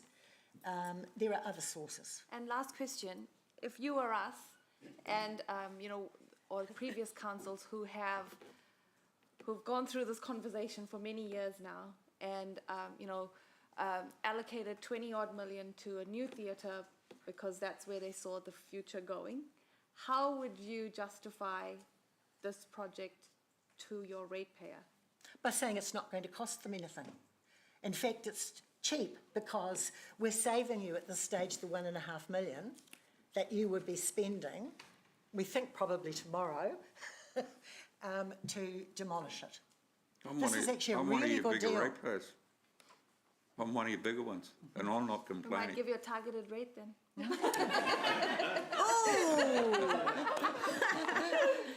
Okay. Thank All you. right, Thank you. we do need to, I am going to start, we are going to have to start wrapping this up. We've been going for over an hour, but it's great questions. And next questions for councillor Hutt. Flooding. Oh, okay. I just had what I hope is quite a simple question. Thank you to my colleagues. You've mentioned that if it doesn't go the way that we hope, that you could just give the land and the building back to council and we could demolish it again. Well, demolish it for the first time, I guess, in that point. But I'm just curious, you don't see any political risk to council in terms of having, given something to the community and then it falls over and then it comes back to us. You don't see political risk in that? Louise, I think there's a much greater political risk now for you to turn this down. That's worse scenario. I mean, you can see the number of groups that have come to us that have put their name on a piece of paper. There are many more community groups than that. There is a dire shortage now of space for community organisations. That's your political risk. And as I've said, it is your responsibility to hear those people. And when you get a deal that saves you $1.5 million, how could you turn it down? So sorry, just to clarify, is that a yes or a no? You do see there's political risk? Well, the political risk is turning it down now. Okay. Thank you, You know, the other thing, I just want to make point, that you come to my, my building and you want a job, I give you a chance. I give you the opportunity. Yeah. Show me what you can do. And I'll tell you what, this is what this is about. This is about opportunity. Great, thank you. And very final question from councillor Thompson. Thank you. Thank you for your indulgence, Chair. Robin, one last question around, you said you'd guarantee the demolition if council put up 1.5 towards this project. And I presume the restoration, full restoration back to the green space. Would you, given that we would likely have to delay the upgrade to the park, or the development of the park that is being planned, because there would still remain some uncertainty until the Founders was up and running. We'd potentially then risk some cost escalations and inflation over that time. Would you also underwrite? But I'd be doing that. I'd put it back in the green space for you. We're actually looking at a development of the park. So there's around there's a hidden agenda. There's $4.5 million which has been sitting there waiting for a while now to get on with developing it into a city. Can we have that? No. Because regardless of whether this goes ahead, we would be developing the park, but the design and where we put everything depends on whether the building's there or not. So what I'm saying is council may have to defer that project. Yeah, but there'll be a national government in next time and there'll be no inflation. If you're that confident of that, would you, given your confidence of this working out, my question Everyone, is, we need to hear the would question. you actually underwrite the additional cost escalations that we would, and inflation? Linked to inflation, I would. Yeah. Yeah, And absolutely. All right. Absolutely. Can I point out to Sarah, however, if you again tip today this project from Toti, what we have said in writing, Ewan, we have said we will work with you on the landscaping and the plans, because if you go back to some of the things that the community said, many of those things are art related, activity related, that we think interface really well with the proposals for the Founders. So it's essential we work together from day one to make sure there's no delays. Okay. All right, thank you. All right, thank you. Thank you, Robin and Margaret and your Toti team for presenting to us. We are going to have a morning tea because that was a long session, and then we're going to come back for members of the audience. We will come back and then elected members will have questions from staff. I just want to manage your expectations. We may still need an adjournment. I am getting lots of messages around possible amendments, additions to things. we need to take our time and so that we can make the right decision in here today. So thank you, everyone. We're going to take a morning tea break till 11:15.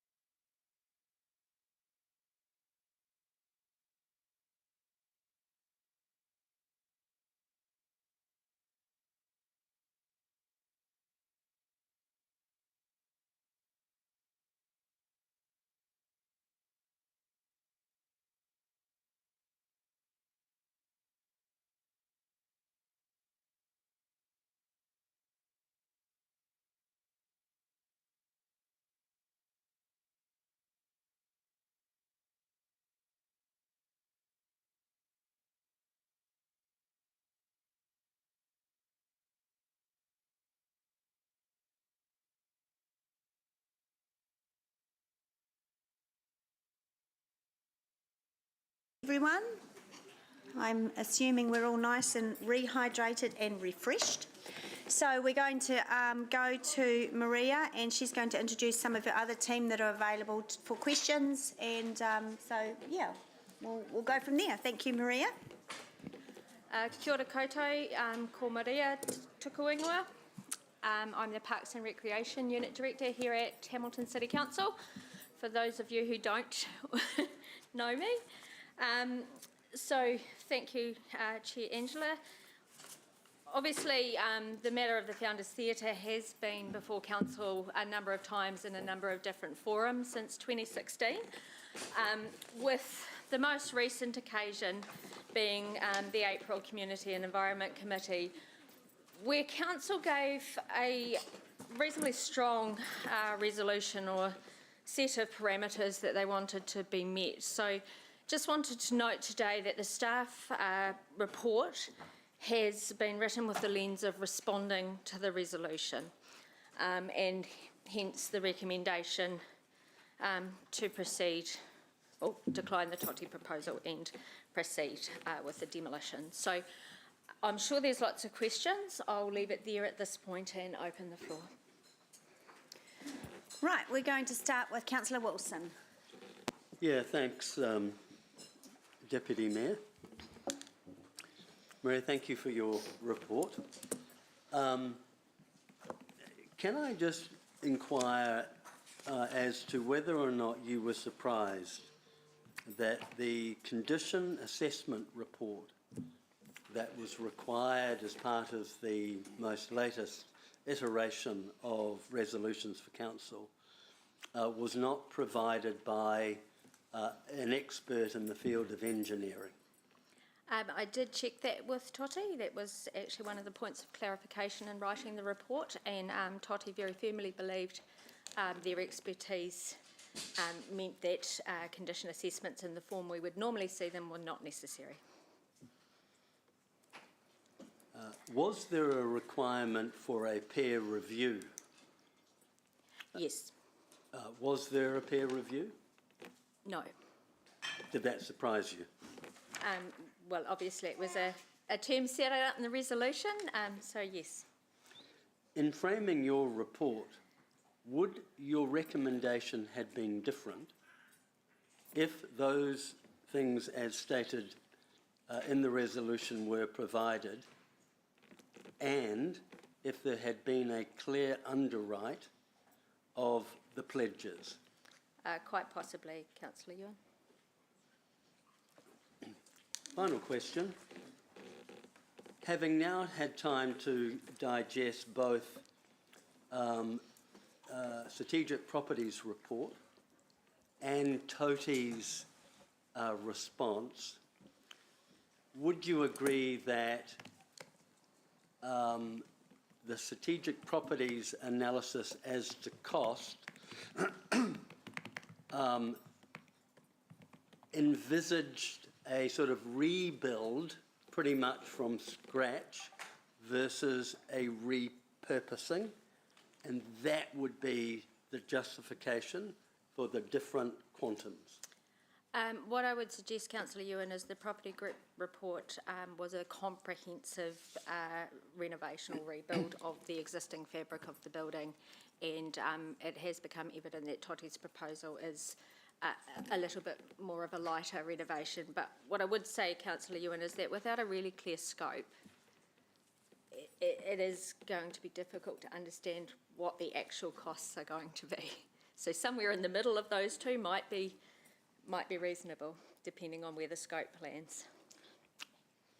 But if you had received an underwrite of the pledges, that risk would not have been council's risk. It would have been borne by TOTI based on their proposal. Quite possibly, yes. Thank you. Thank you, Councillor. Councillor Pike. Thank you, and thank staff for their time in preparing this report and or their opinions on the report. Just wondering if there are any other present opportunities in Central City to create a community space. Yes, councillors might remember the previous report. you know, there are external opportunities. RSA was mentioned as one of them. They have since come back to council looking to connect in, and there will be Momentum and a few others in the mix. So it's at a conceptual kind of stage at the moment, is it fair? Yes. And what sort of financial commitment would those projects likely entail? Is there any ballpark idea, or if it would be of any cost to council? They haven't progressed to a point where that's been established. Okay. And what would be the implication if none of these proposals were to be able to come to fruition? So Councillor Pike, you may recall at the time of the Community Facilities CBD report, it was recommended that actually the Celebrating Age Centre was one that was an option to pursue, and Council have chosen an avenue to pursue that. Staff are continuing to do work in preparation for the LTP in terms of wider community facilities demand and capacity to inform LTP proposals. That work hasn't been complete yet. Okay, thank you. Thank you, Councillor. Councillor Hutt? Haven't spilt any tea on my desk this time, so we Good might to get hear. better questions.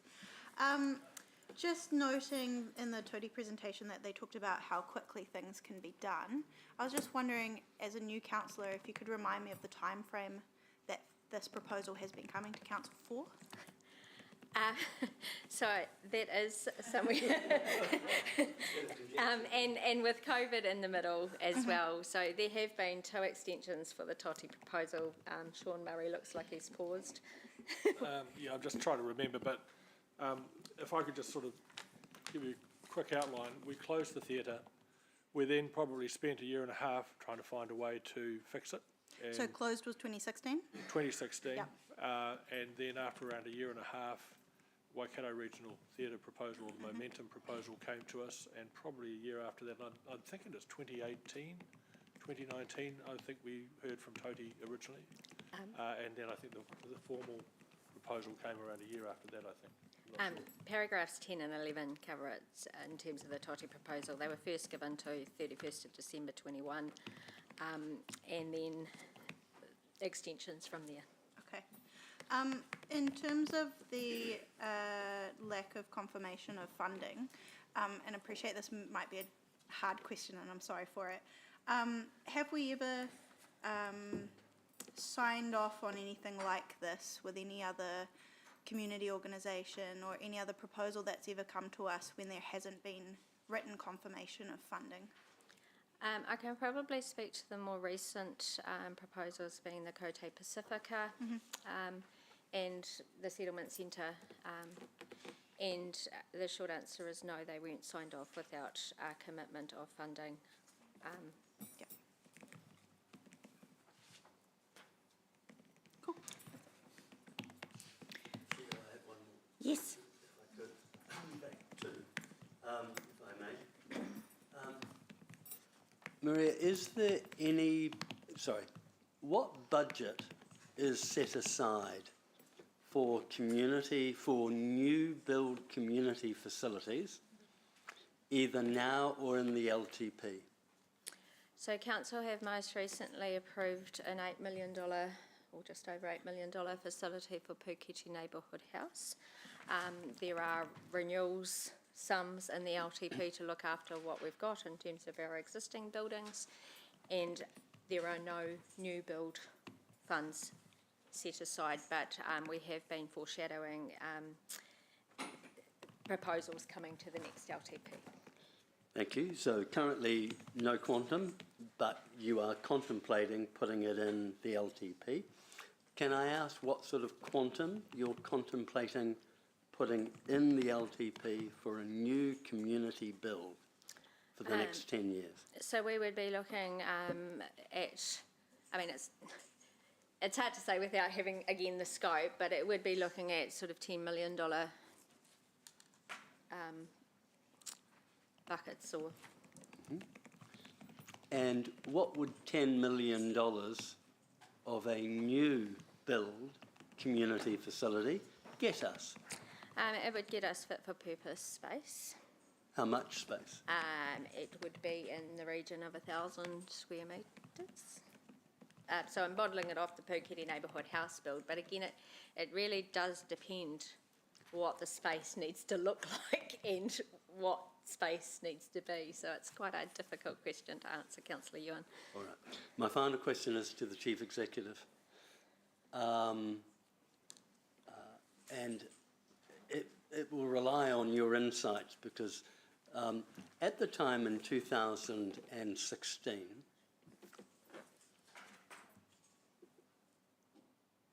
in your opinion, was there,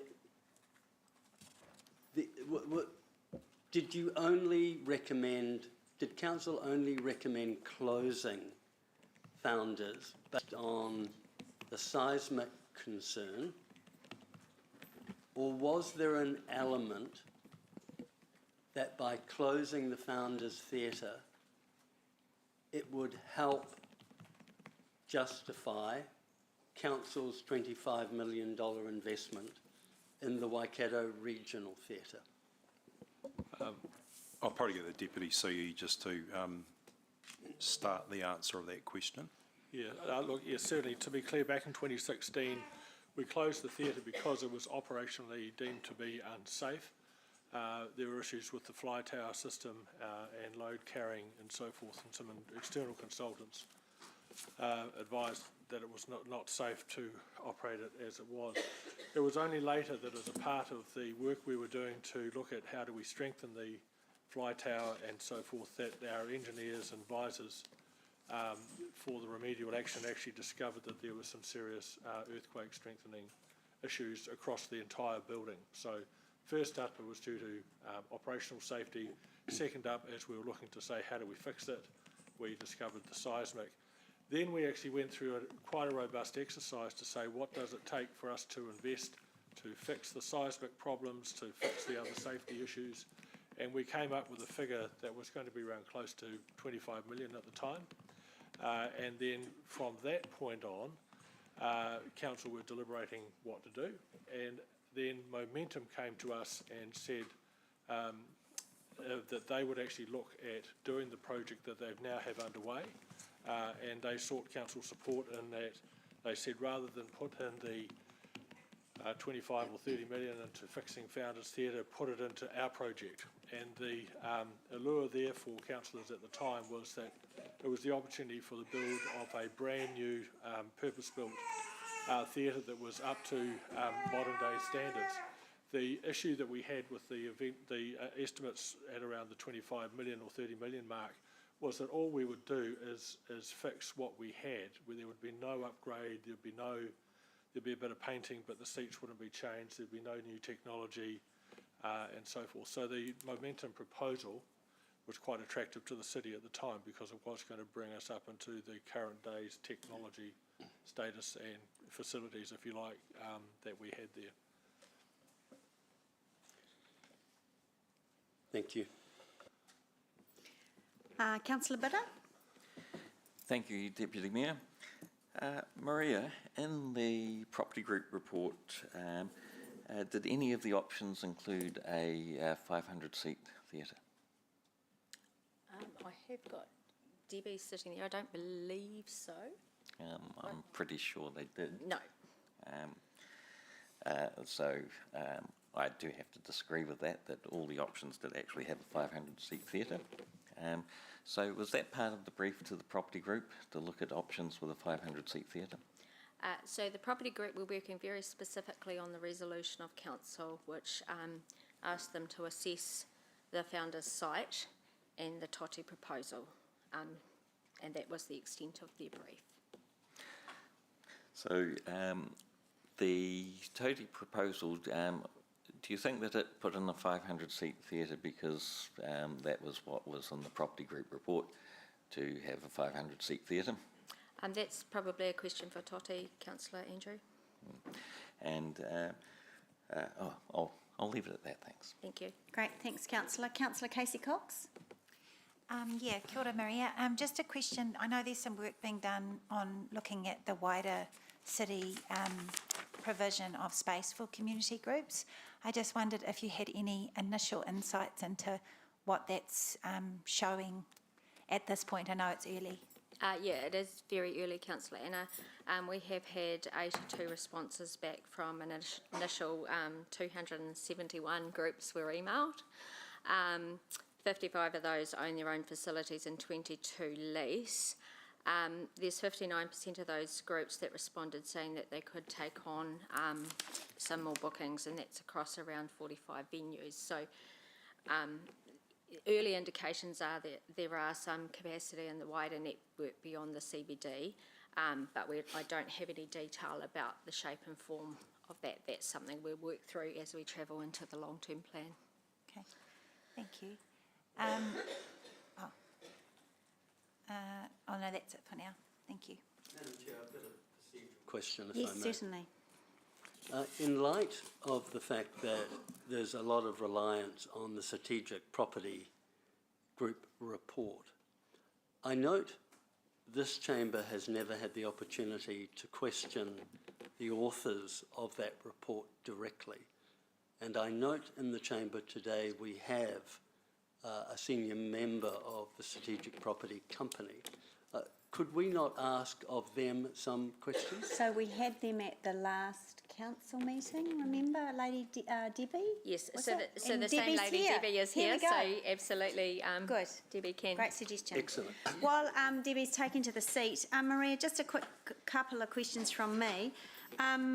The proposal is that an agreement could be, or the offer is that an agreement could be done between Council and Toti by 1 August this year. Is that possible? I would suggest that there's an awful lot of devil in detail that would need to be worked through to determine whether it is a lease, whether it's a licence. There's some nuancing with the Reserves Act and actually what is going to definitely go into the building that would need to be worked through. In my experience, probably again using the Cote Pacifica, from the time that Council gave approval in principle, it was a good 12 months between then and having the lease signed. Right, okay, so it couldn't be done by 1 August then. And that would, yeah, because obviously we have to have our legal team involved. It would require a legal team and reasonably senior staff working on that agreement. Okay, and just, I'll leave my other questions till later. I have a question, possibly, I don't know who to actually, from Mayor Paula. Just, can we just have a comment from staff on the momentum offer to build and contribute to a community hub? Has that progressed in any way? Lance, maybe, or Helen? The answer is it's pretty high level. Their board has been looking at their strategic plan and what projects they're looking at, which my understanding, having spoken to Kelvin in the last couple of months, is that that's their current position. Actual detailed work on that hasn't begun in earnest with council, but that's definitely a proposal that they've put on the table for us. And I think Ross Hargood came here, might have been Ross or one of the other board members quite a few months ago now, and actually did mention that either in a public forum or one of the committee meetings. But Kelvin and I have a monthly catch up, and that's definitely still on the radar screen. Obviously, momentum in the Theatre Trust have, still got to finish the theatre project, but they are looking at the next suite of projects, and that's definitely one of them. So they have made that offer, and they see it as one of their top 5 projects. Okay, great, thank you.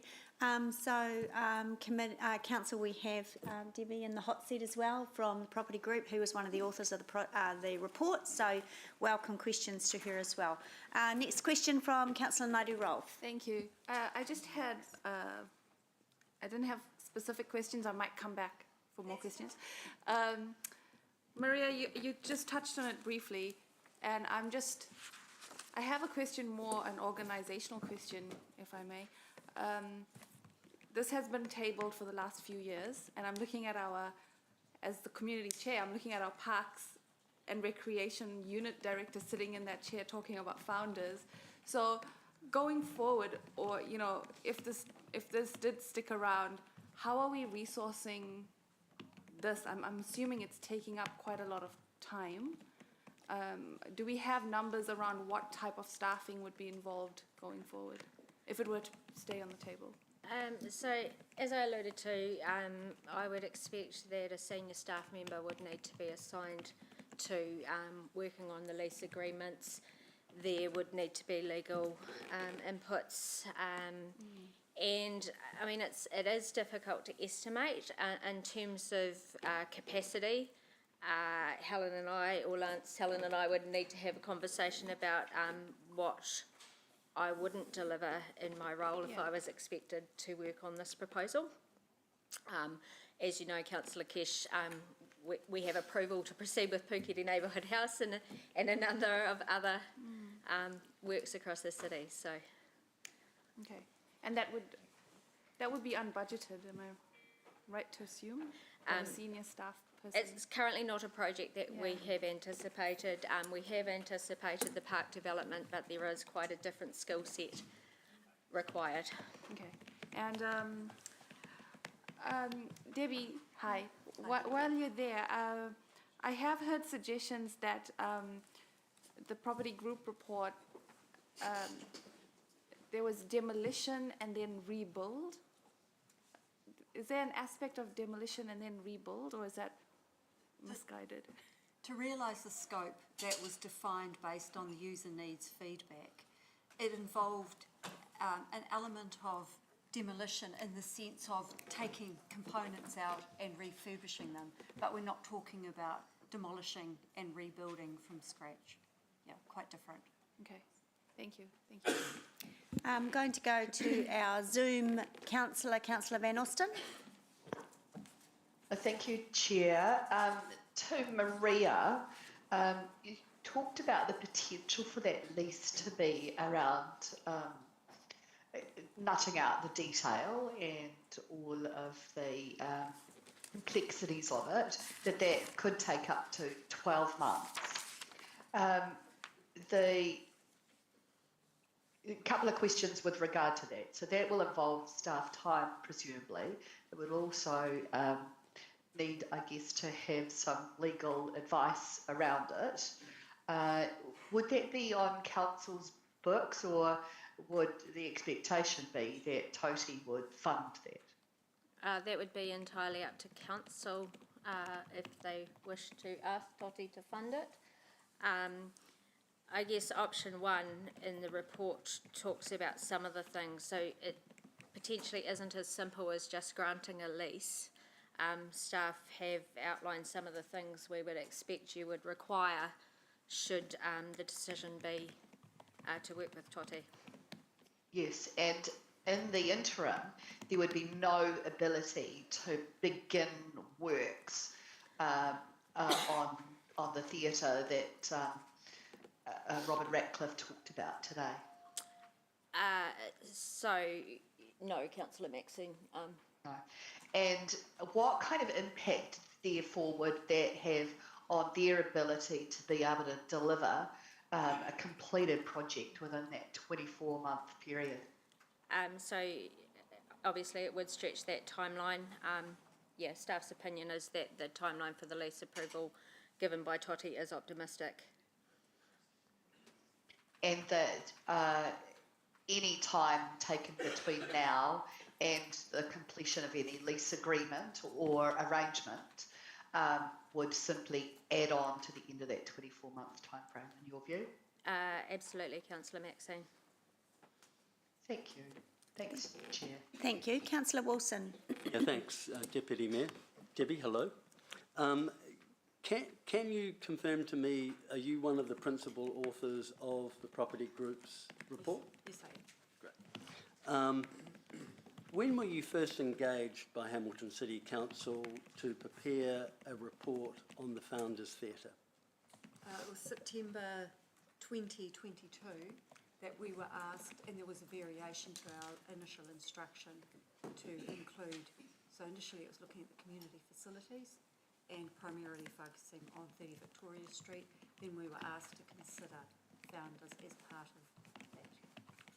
that. And what was the specific scope of your work in analysing Founders Theatre? It was to determine how Founders Theatre could be made fit for purpose based on the findings and the conclusions from the user needs analysis. And what was the user needs analysis? We asked the community groups what they needed, what types of space they needed, how often they needed it. There was some detail around payment structure and that sort of thing, but first step first, understand what the need is, understand the options for solution, and then get into that detail. So we're still in the very early stages. Thank you. And what was the quantum you ended up on in terms of what would have to be invested into Founders to meet the fit for purpose analysis that your report had identified?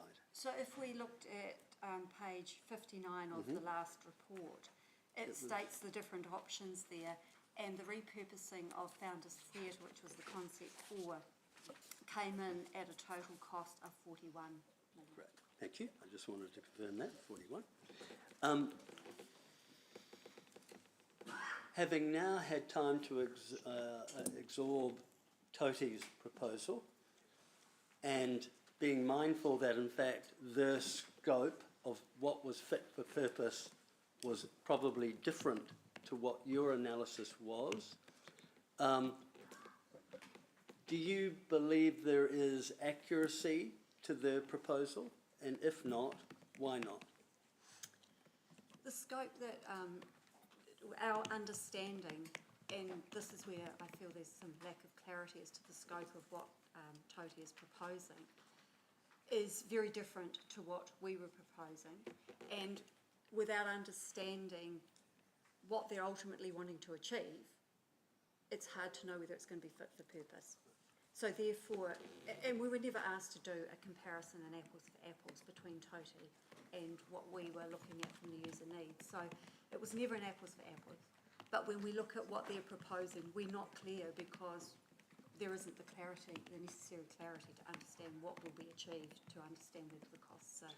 And is that different to, and is that difference or lack of clarity to do with the user groups and its user provision, or is it to do with the building and engineering aspects that the Toti proposal brings forward? The two components there, until you understand exactly what the user needs are and who will be going in there, you can't understand the scope. But furthermore, without a condition assessment, without those credible, thorough, comprehensive reports, we don't know what we're starting with. So if you understand exactly what you're starting with and where you want to go, you've got certainty. If you're not clear with what you're starting with, you're not clear where you're going, it's uncertainty, which is risk. And you conducted a conditions assessment report? We looked at the reports that had been done by council. So that wasn't my question. Did you conduct an assessment of conditions? No. And in light of that, and in light of what you've just said before, how can we have any confidence that your analysis of $41 million is accurate if you hadn't completed a condition assessment report? So what the QS did is they costed it based on taking it back to what we call a base build. Right. So therefore you remove a lot of those components that pose the risk. So once you take them away, you've taken the problem away and the uncertainty. And they have definitely taken what we call a conservative view, in the sense that have erred on the side of caution. And in the QSD analysis, what quantum was landed on in determining the cost of bringing it back to the base structure? I don't know, I don't have that detail. And they didn't provide that for you? They have done them, but no, that's not what we asked for. But it was included in your 41 million? Yes. But you can't tell us what quantum that Sorry, was? I'm not a QS. That's the QS workings. We asked for them to deliver the numbers. Sure, but when they delivered you the numbers, they didn't say you know, the total is 41 million and this amount is to bring it back to the base floor building? There was a breakdown of components, but off the top of my head, I couldn't tell you. But they're confident that all the costs were covered.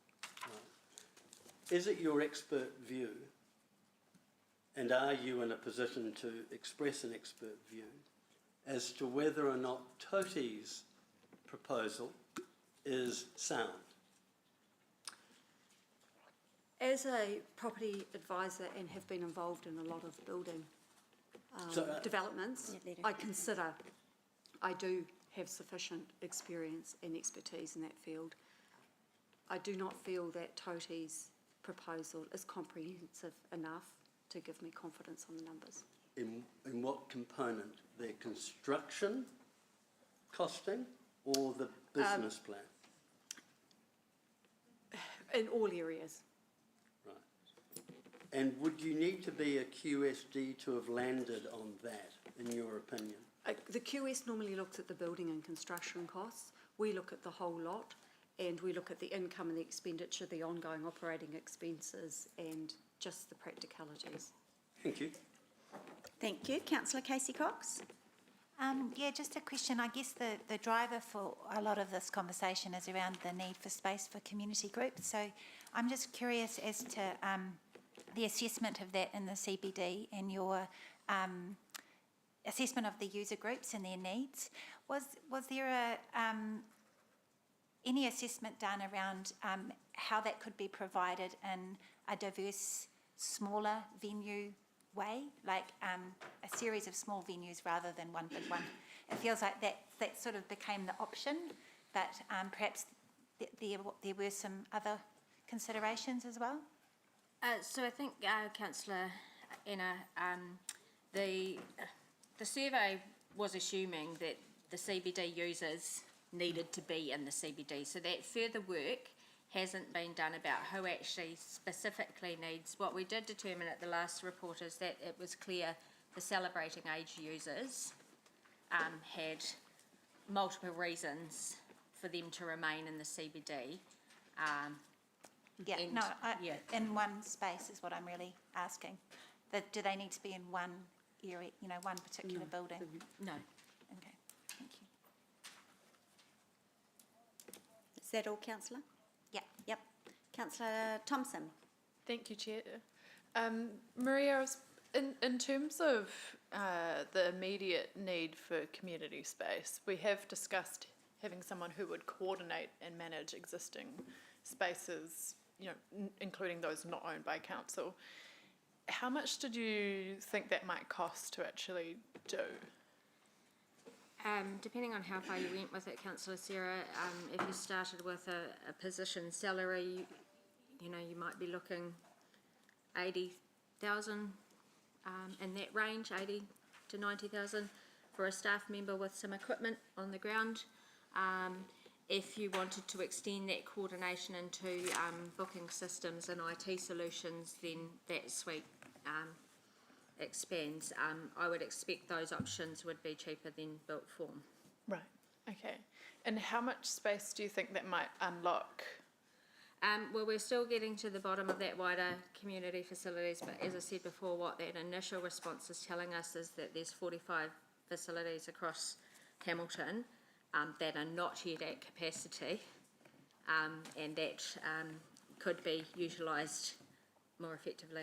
Okay, and if we were to actually start, fund some of that coordination work now before the LTP, would that give us a better indication of then what's needed going forward? Yes, potentially. We're working on a number of fronts, developing the cases for the LTP. So as I say, we've got the survey information and we are advancing and following up on that. And we've got some mapping and some other tools, and so that you can clearly see where the gaps are in the network. Okay. And we had in one of our submissions this morning the issue of space facilities for children's art was raised. What do we have available at the moment, and what to what extent would we be able to provide for that in what's being planned for the long-term plan? I might defer to General Manager Helen. We haven't explored that. Obviously, we just heard about it this morning, but given, it is something we could explore in terms of what facilities are available. And in terms of the 1,000 square metres mentioned, with approximately $10 million in the LTP, how might that, I guess Toti's proposal does include like a bit of a auditorium space of 500 seats, whereas what I understand that really the need is more around more general community space. So when we compare 1,000 square metres and Toti's proposal, what do you get in terms of what's really there needed in terms of space? Cool. I've actually just had a message through from one of my good staff who's watching. So to go back to the last question, Art Makers and Arts for Health do provide space for children's art initiatives. Councillor Sarah, it gets really, really hard to compare because what you're talking about users as if they're all the same. Yeah. So you have user needs where they actually need a permanent home and they need a set amount of space on a daily, weekly basis. You've got people who are using space on a bookable monthly basis, and then you've got people who have homes and need some supplementary space. Yeah. So to actually then it's very crude to just bundle that into one kind of square meterage. Yeah. Okay. Thank you. Thank you. Just a couple of questions from me. Maria, in terms of, we heard that an offer of, if I've got this right, an offer of to underwrite demolition should the project not be able to be completed for whatever reason. But we're assuming that demolition would be the only option. Can you just talk me through, and I guess it is a hypothetical. Let's say that for whatever reason the project is halfway through, there's been several $1 million spent on doing things inside the building or outside, and for whatever reason it can't be completed and comes back to council. Would that be the only recommendation for us on the table at that time? Under that scenario, Councillor Angela, I would suggest that demolition would be a very difficult decision for council to come to. If the community have, if there's community funds in, 2-3 million into a building, for council to then turn around and demolish it, I would expect there would be significant political pressure for council to either chip in, raise funds or complete the project, which is one of the risks that I had highlighted in the report. And potentially run it. And then future operation of it. And in terms of that risk then, what's the timeline for Celebrating Age? Remind me again, to be completed and up and running. I know that's with our MEF working group, who can work much faster than the slow democratic process.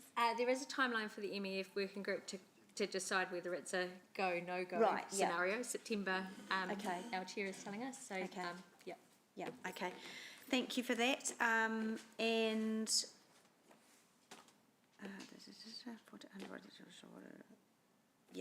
That's my question. Councillor Donovan. Deputy Mayor and Chair. My question is, was any assessment given to people travelling around the city in under 20 minutes to be able to get to certain centres, like the 45 that are spread around the city? Can they be accessed in a expedient way? That is a great question, Councillor Mark, and it actually, in all seriousness, is being included in our mapping. Accessibility to community facilities is a really key outcome. Thank you, Maria. Thank you for that clarification. Thank you for that question, Councillor. Councillor Hamilton. Thanks, Chair.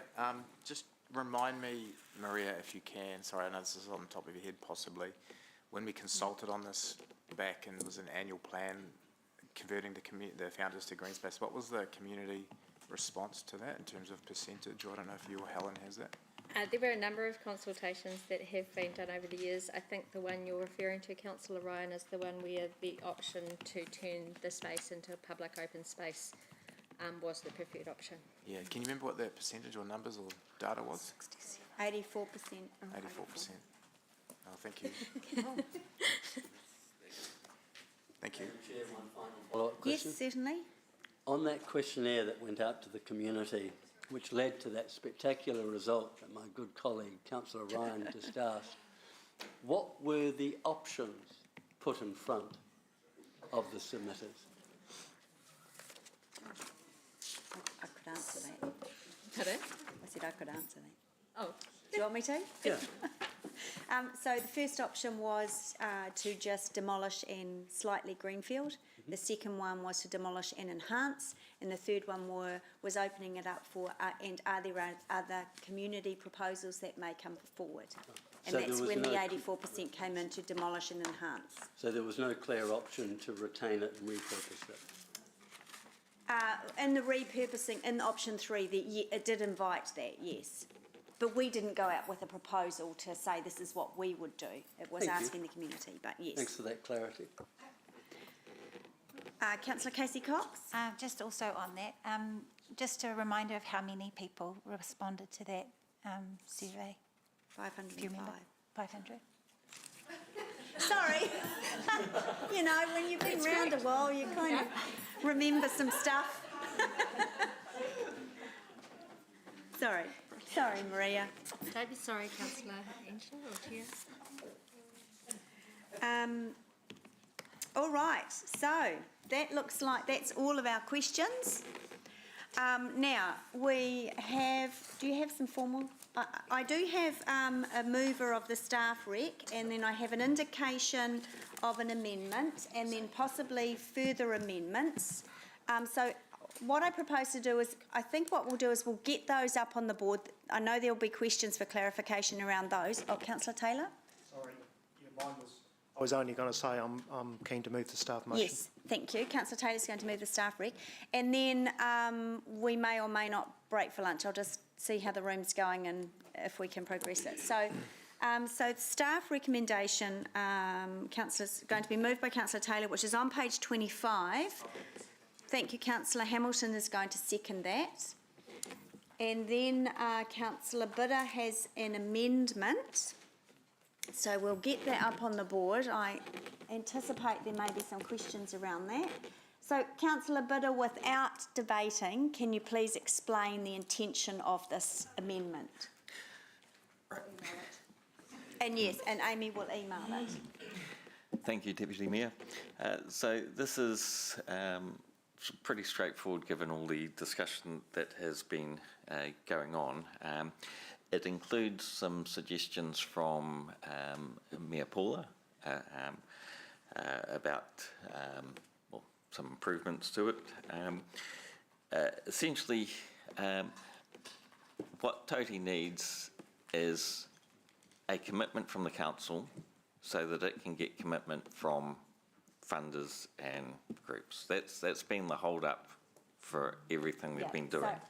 So if we can give them a go-ahead today to sort out the lease agreement, then that's Look, it. I'll see if I can help you. So this is agreeing in principle. I know obviously my colleagues can read.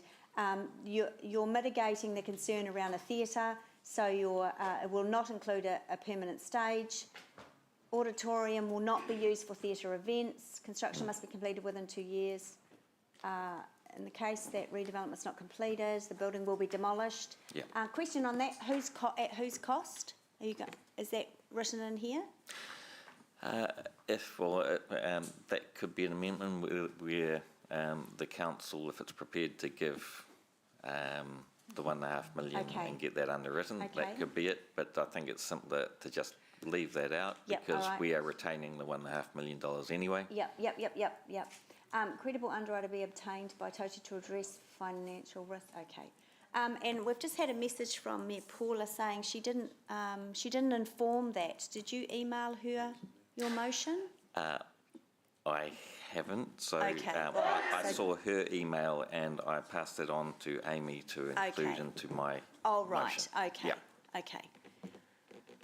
Okay, so that's a, yeah, and yeah, yes, So the please. demolition money would have to be appropriated in the 10-year plan, the next 10-year plan, because it's actually in next financial year, or financial year in 30 days' time. So just be aware of that. And in terms of financial risks, credible underwriter, which financial risks would it address? All financial risks. Okay. Okay, yes, yes, yes. Point two, the auditorium will not be used for theatre events that could be hosted at any existing theatre. I'm just curious about the logistics of that in practice and how that might affect relationships in the theatre community as well. Would that be a prescriptive list that's written into a contract? Into the agreement. Just curious about what that looks like, because it's quite vague. Yes, yes, have that written into the Yeah, contract. would have to be in the agreement. I'm just going to ask Maria, just in terms of the veracity of that, not obviously the political part of it, but is there anything in there that we haven't, that would be what? August is challenging. August is challenging, we've heard that, yeah. Okay. Raised hand. Councillor Van Osten, do you have a question on the amendment? Can you can both see it yeah. okay? Yes, I can. Thank you Yeah, Paula, you can for see putting it up here. Yeah. Just on point III, construction must be completed in full within 2 years. Just a concern about that, considering the conversation that we just had regarding the agreement to lease handover. We could change that to 2 years from the date of the lease, and we could change the 2nd of August to give that another month. I think it should be possible to achieve this well within the 12-month. Yeah, I think the private sector can achieve things within a month, so we'll give it 2 months.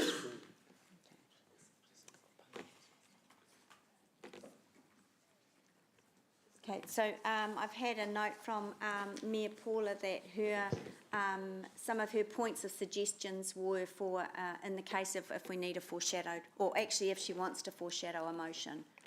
Is that correct, Mayor Paula? Yeah. Okay. Well, I'm comfortable to include it now into this motion, so yeah. Hang on, I'll just get her response. We can always make time for that to happen. It's a bit hard, isn't it, Mayor Paula, being a politician and not being able to speak? What does that do to hers? So hers is a fully, is hers a fully? Take a 5-minute break. Hers isn't necessary, unless she wants to change the wording. Okay, can you message her that? All right, let's see if we have a seconder for the amendment. Oh, I just want to address Councillor Huaki. Welcome. You weren't here to hear Toti's presentation, and questions from elected members, which went for an hour. So I'm inviting you to step away if you don't feel comfortable to vote. So that'll be up to you. All right. So is there a seconder for the amendment? I've agreed to second it to get it on the table. To get it on the table. It doesn't. Yep. Doesn't imply my garner support. vote, but I Yep. will That's always clear. second things for the debate. That's clear. Councillor Taylor. Yeah, thank you, Deputy Mayor. Just to be helpful, I just want to make sure, and to be fair, make sure that Councillor Bitter's amendment is as he wants it to be and as the Mayor wants it to be. Yeah. And I don't know if it's worth taking a 5-minute break if they do need to. Look, I think that's a really good idea. Any foreshadowed motions would be helpful?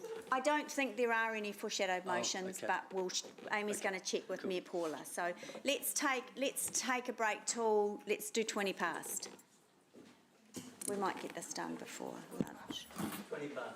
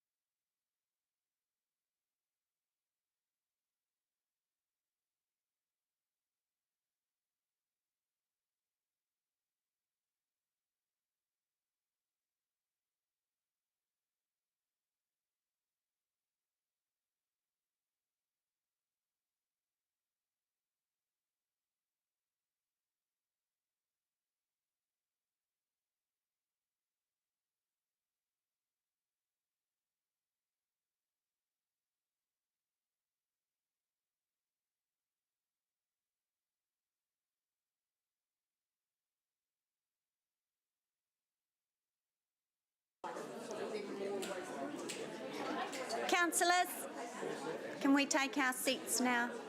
Are you burning extra calories, Councillor Hamilton?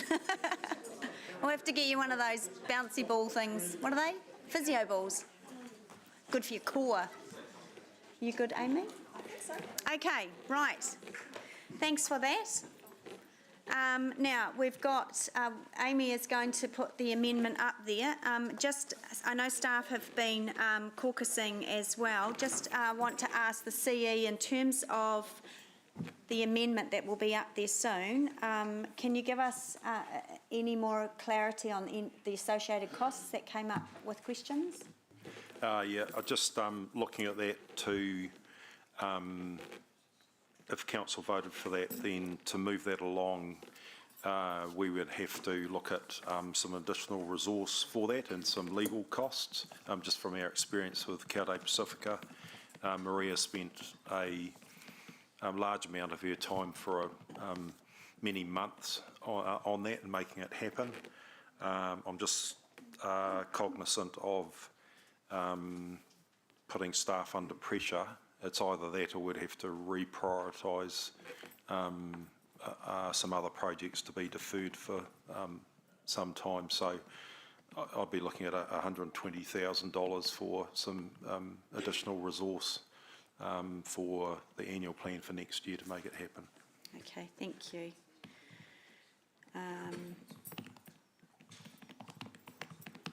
And just a follow-up question, would that, obviously, do we have budget for that? No, it'll be additional. Oh, for annual plan next year, okay. Well, you Well, no, can, that's LTP, isn't it? you can make a decision. It just means then your annual plan is $120,000 added onto it. Yeah, okay. And, yes, and I think, thanks, Lance, and just want to clarify, Mayor Paula had her own foreshadowed amendment, but she's not putting that up now, so she was not involved or not in Councillor Bidder's one, so she just wants to make that clear, and she's withdrawn hers. Okay, so we've got the staff recommendation on page 25, moved by Councillor Taylor, seconded by Councillor Hamilton. We're going to take them both in debate. We're going to address the amendment. I'll let the mover first? Mover of the motion speak first. The amendment is up there. We've had lots of questions around that, and that's amendment's being moved by Councillor Bidder, seconded by Councillor Wilson to get it on the table. So, Councillor Taylor, if you would like to start us off, thank you. Thank you, Deputy Mayor. Yeah, so I support the staff resolution, and I want to start by acknowledging the passion of the supporters of Founders, and I want to say to other councillors here that this has been going on for one hell of a long time. There have been many opportunities for a more solid proposal to be put up. Today is time to make a decision. Don't get sidetracked by an amendment. I want to give you a picture of the context for my decision today. Back in 2017, we made the decision to support the Waikato Regional Theatre. As a council, we were influenced by the fact that 2/3 of the money was coming from outside. A huge fundraising campaign has gone on with that theatre, and it's still going on. It's not over yet. That job is not done. So with that decision, the expectation, well certainly mine, was that Founders would be closed and demolished. And I think personally that was the moment when the Founders decision should have been debated. That was the time to fight this battle. The Regional Theatre decision left us with the Regional Theatre to be Claudelands Event Centre, which has got significant debt, the Meteor, Clarence Street, Rivoli theatres, and they work extremely hard to keep viable. Then, of course, Founders came back into the picture, and that's the issue, really. For me, Founders doesn't actually fit any strategic picture for us. And I'm mindful that Council has been left holding the baby many times over the years with ventures like this. Despite 2 years of asking, we still don't have any certainty over what it will cost, who's paying for it, and how it's going to pay its way if it does go ahead. former Mayor Margaret Evans today not ruling out the possibility of coming back to council for more operational money. The real question for me is, what are we actually trying to do here? Because the purpose of this building seems to change day by day. The report on the agenda talks about a 500-seat hall with appropriate technical facilities, auditioning and pre-production facilities.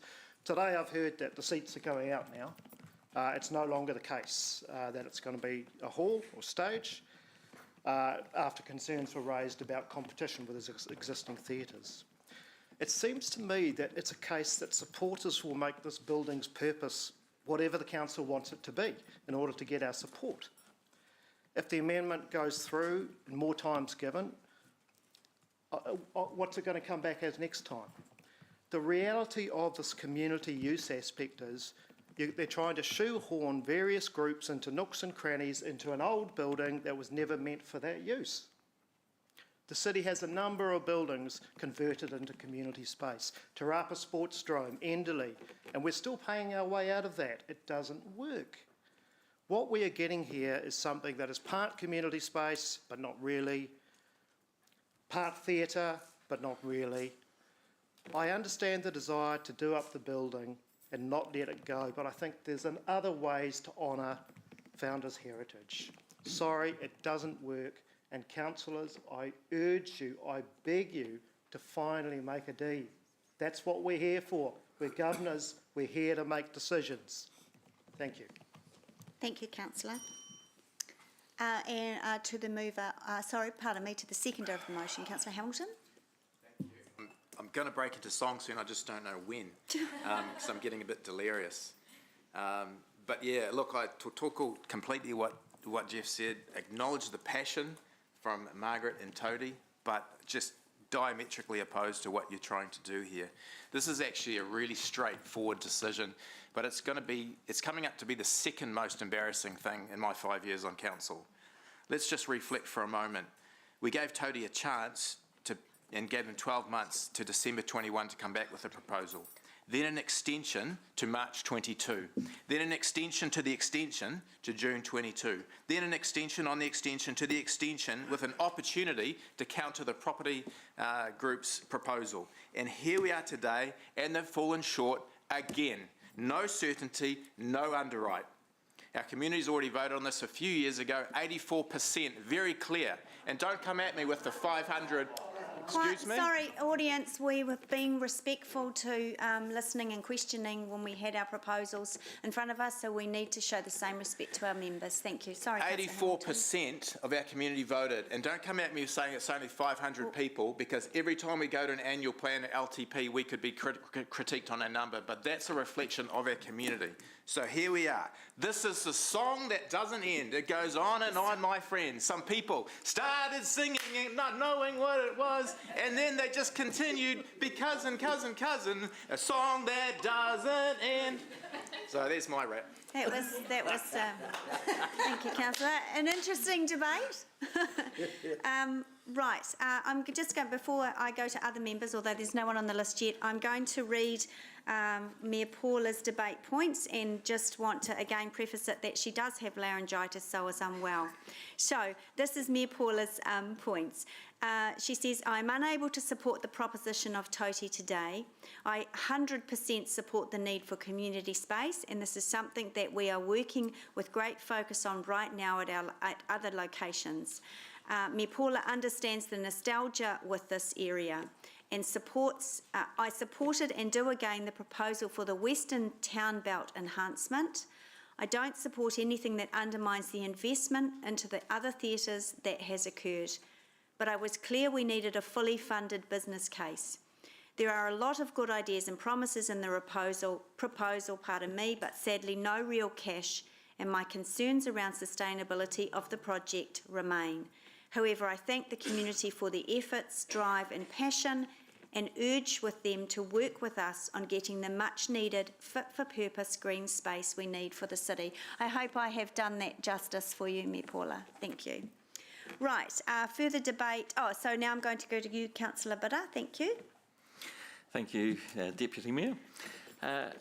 One of my colleagues, who shall remain nameless, is on the fence, and this is for him or her. You want to go surfing. Your old HQ ute has sat in the backyard since 2016, when the WAF and Red Joe expired suddenly for no good reason. There's a bit of rust, the tyres are bald, the paint is faded. It always leaked oil and only has an AM radio. Your wife says she won't go surfing with you unless you get a new Hilux double cab for $67,000 with aircon, four-wheel drive, Bluetooth and leather seats. Or maybe do up the HQ with a new body, new engine, new interior, new stereo, all for about $41,000. You look at your household budget for the next 10 years, and there's no money for either of these.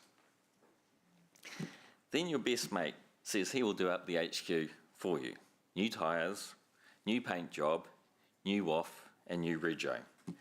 Yeah, it will still have an AM radio and no four-wheel drive, but it will make it over the divvy to Wainui Bay, and he will do it for free. You know it will cost him around $10,000. Why? Because you and he have 38 mates keen on surfing with you. Not all of them every day, but often enough. It's actually about these people. So it shouldn't be a hard decision. Divorce ain't all that bad. But you know that once the HQ is fixed up, your wife will be on the first trip, having a great time, her arm hanging out the window, wind blowing in her hair, singing along to AC/DC, and laughing when you sing along to her Shania Twain. For another colleague, Toti is the blue team and we are the ref. There will be donuts when the building reopens. These are good people with a good track record and a good proposal. What is stopping it from being a great proposal is us, the council. Toti can't get commitments unless we give them a commitment. Why would you give money if the council could turn around and say no? So let's give them a yes. If it works, great. If it doesn't, it will get demolished. Let them get on with it. Thank you. Councillor Hutt. I'd just like to thank Councillor Bidder for acknowledging my love of utes and of whatever sports team that was supposed to be referencing. I'm not going to labour on about this, but I want to acknowledge that certainly for myself, and I know for a lot of my colleagues, you know, we hear the calls for need of community space. However, unfortunately, the proposal that's put towards us has not met the requirements of the motion. But that doesn't mean that we still can't prioritise this need for community space into our long-term plan. And I guess that's the ability of being an elected member and being able for us to understand that between us all, we do care about that and we can prioritise it, and we are going into long-term plan discussions.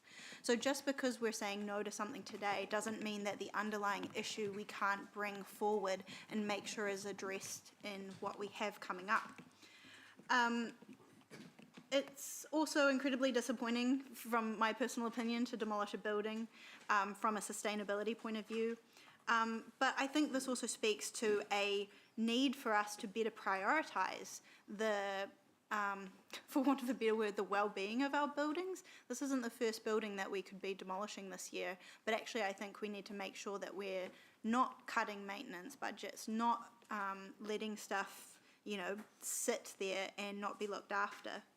I also think that this discussion today has highlighted certainly a question for me around, are we actually funding our existing theatres for success? Are we making sure that the buildings that we already have, that are already used by the community, who have a whole sector around them, are we actually supporting them? And are we thinking about the impact of the arts on our city with the resources we already have, and whether we're doing the best by them? Because I think this proposal has been quite muddied, and I would agree with my colleague who said, you know, it seems to have become anything that council would, you know, tick box for. And I think really that's not what our role is. Our role is to be strategic, and our role is to really make sure that we're not setting up an unfair precedent for other community groups who come to us and ask us to fund stuff when they've said just trust us, it will be funded. We can't sign stuff off based off like good vibes, and like that would make us very, very bad at our jobs. So I think that's really important to take into consideration, and we certainly have our work cut out for us for the LTP. Thank you, Councillor. Councillor Donovan. Thanks, Chair. I'd just like to weigh in and add some support to my fellow councillors' debate. Louise, I thought that was excellent, well said. Ryan, keep practising those singing skills. The only other I almost feel remiss if I don't say something, given what's been said already, especially with references to surfing and divorce and all that sort of thing. Yes, divorce is painful, but you know, you go through it. The other thing I would add is that if you keep putting band-aids on something, you're going to end up looking like you're sponsored by Johnson & Johnson. So it's time to knock it over and move on. We've spent too much time talking about it. And incidentally, I surf at Manu Bay now, not Mainui. Thank you. Thank you, Councillor Donovan. Councillor Wilson. Yeah, thanks, Deputy Mayor. The TOTI proposal should have worked. There is no doubt in my mind that there is need for a repurposed community facility. There is no doubt in my mind that Council historically has treated the theatre sector particularly well. I remind this chamber, for those who have not been here very long, that we gifted Clarence Street, we gifted the Meteor, all on the basis that they would be self-sufficient after many years of ratepayer funding. And I also remind the chamber that the city provided $25 million towards the Waikato Regional Theatre, which I think will be wonderful. The other reason I think TOTI's proposal should have worked is I have never signed up to this premise that, oh gosh, council should not be doing X because it may undermine the other theatres' commercial aspirations. We're not in the business of creating an anti-competitive environment. In fact, we're in the business of doing the opposite. So it comes as some surprise to me, having supported the TOTI motion or the repurposing of the Founders Theatre, today to say that I intend to vote against the TOTI motion. And I intend to vote against it because they have failed to deliver what we have requested. And I, as a governor, cannot take the word, just the broad word, that we're going to sort this out, that we're going to make this work. Not when we've said for the last 2 years, come to us with some written guarantees as to the pledges. Come to us with clarity. Don't come to us with yet again another movement of the posts. I am frustrated that this is going to fall over because we are left with then having to come up with additional funding to provide the provisions of community space that every one of us has said in this chamber we need. And I'll remind every one of you when it comes to the LTP, every one of you will have to make sure in your top 5 that you're funding some sort of fit-for-purpose community facility, because you've all said that you believe we need it. And so I look forward to seeing you actually commit to that when it comes to the funding, because if you don't, then I begin to question what word I can actually trust. To those at TOTI, I thank you for your efforts, but the failure, and this will upset some, of this proposal lies in the laps of those who've authored it, and they had the opportunity, and they've had multiple extensions. My patience ends today.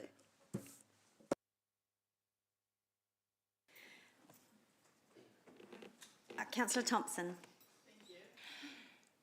Firstly, I do want to acknowledge the passion and the work that has gone into Toti's proposal. I really did, want to see this work, and so it's been quite a headache actually, coming and thinking about the decision today, because as Councillor Ewan put it so well, this could have and should have really worked, but it's been 2 years and we haven't seen, we haven't seen the robust kind of information or the robust guarantees in terms of funding that we really need to see. Even if it wasn't every single dollar that it was needed, at least a decent portion of it committed. There we go.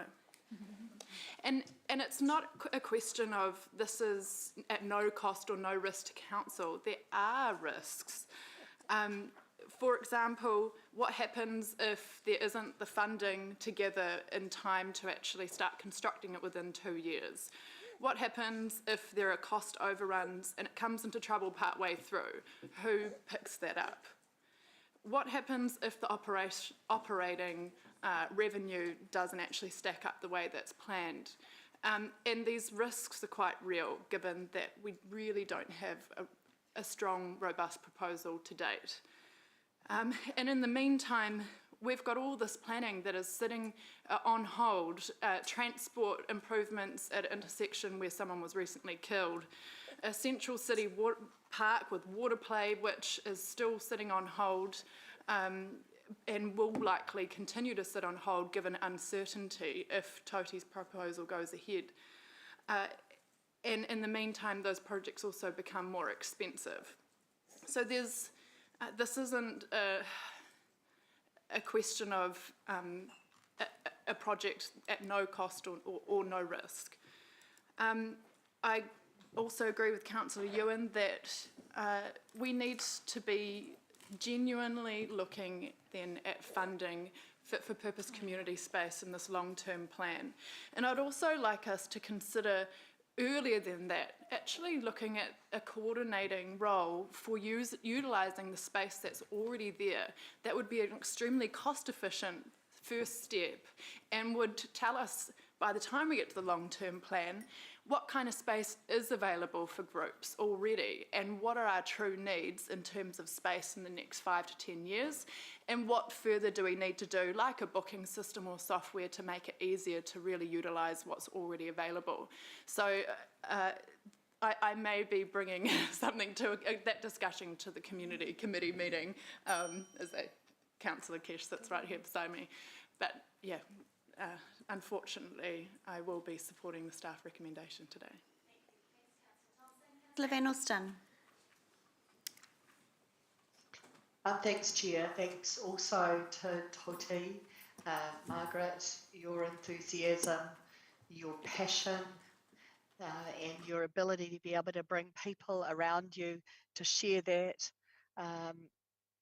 If we could award on those qualities this proposal, we would snap it up. If the proposal was awarded on optimism and goodwill, it'd be yours, and I'd be there 10 out of 10 from me. But it's not. It comes down to hard facts, and it's as much about the money as it is about the nostalgia and the passion.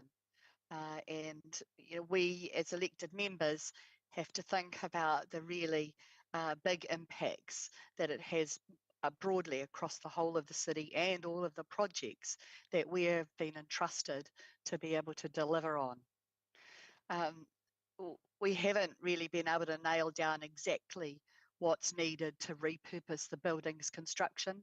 I respect Robin's knowledge and expertise and time in the business, but he hasn't got X-ray vision and can't see into what that building needs and necessarily how to get it back into a repurposed space. how do we fund the work that's needed as well, has been still unclear. Lots of great intentions and promise, but nothing that we can nail down. How do we ensure its stability and sustainability for the longer term is a bit unclear as well. And who would be the users and how can they use it, all still yet to be resolved.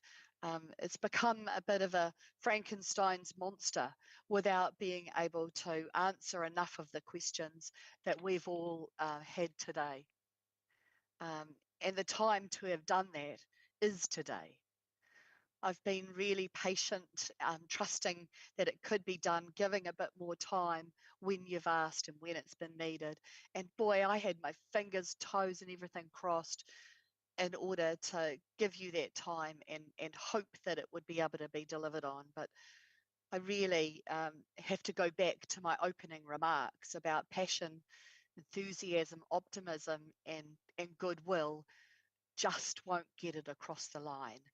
Our community does deserve to have community spaces available to them, but they also deserve the very best that we can do it, and we can't do that in isolation without the further information that's going to be coming to us from our community groups to through our LTP. So I'll be waiting for that time to make further decisions about what it will be, and will be supporting the staff recommendation. Thank you, Chair. Thank you. Thank you, Councillor.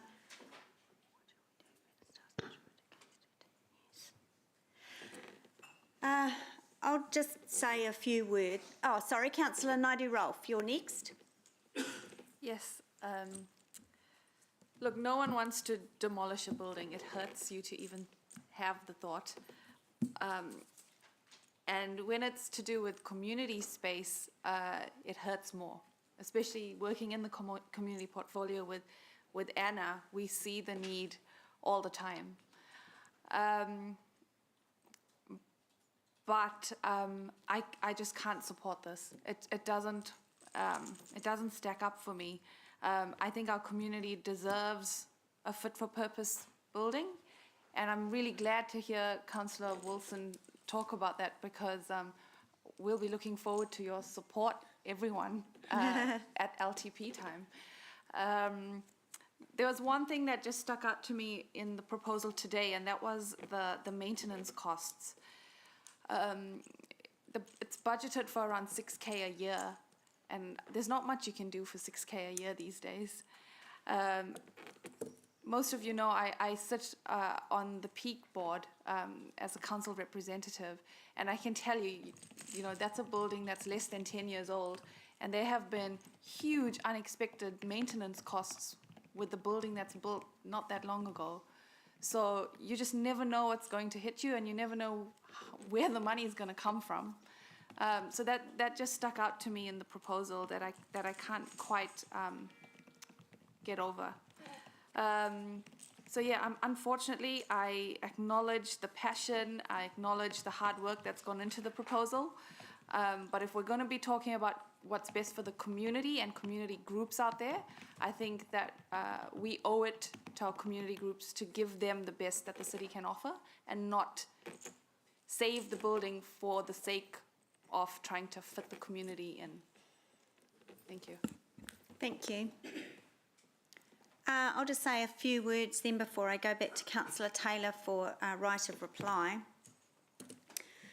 This is a hard one, isn't it? And I'm looking at Councillor Wilson, because him and I have been here since 2014, and this is a hard decision to make. In 2014 was when former Mayor Julie Hardacre and myself put a proposal up to repurpose and upgrade Founders Theatre for 13 million way back then. Gosh, doesn't that sound reasonable? Councillor Taylor reflected that the time to do this decision should have been made prior to this, and he's absolutely right. It should have been.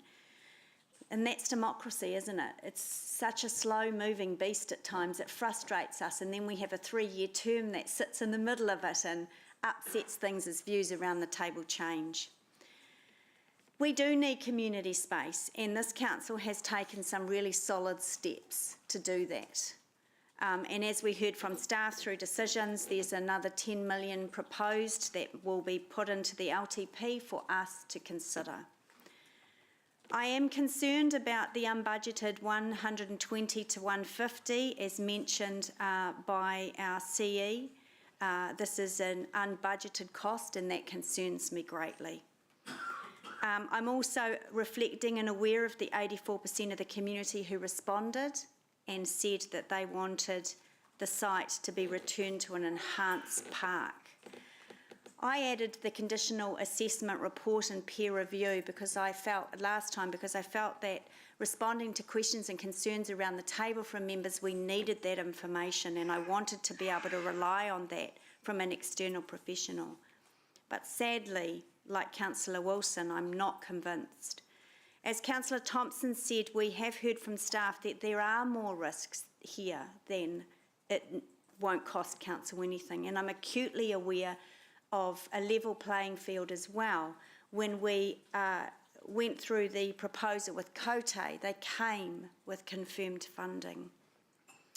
I am really saddened that this journey has taken so long, and I know Councillor Wilson will be too, and many of you that have sat round the table for the last 2 terms. We do need to make a decision. I also wanted this to work. But more than that, I am acutely aware of my responsibility to the ratepayer.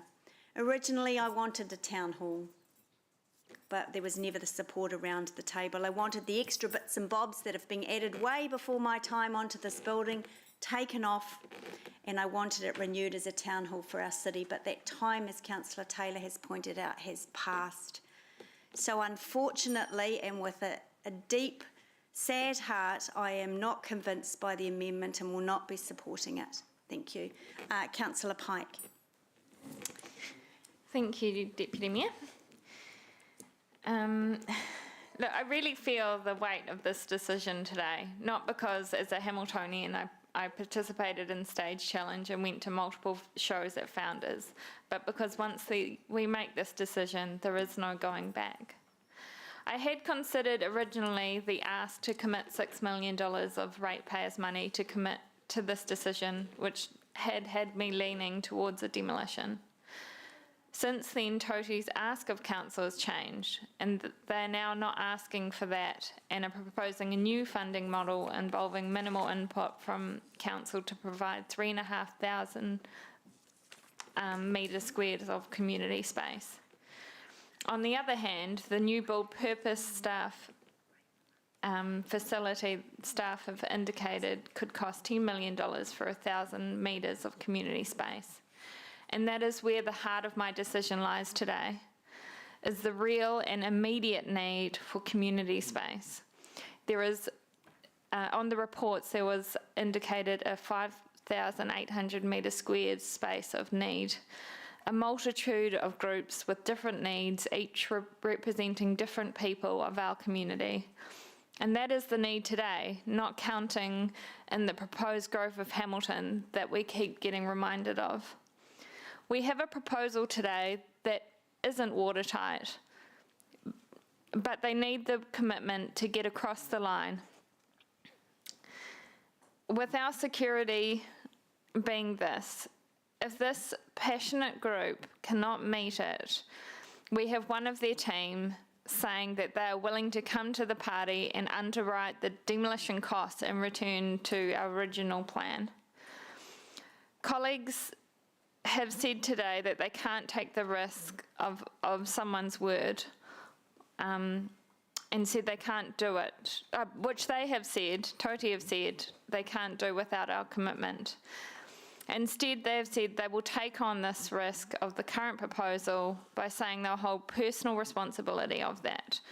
And again, if that fails, then it will return to our original plan. That is something that has been put forward, hasn't been put forward by other groups.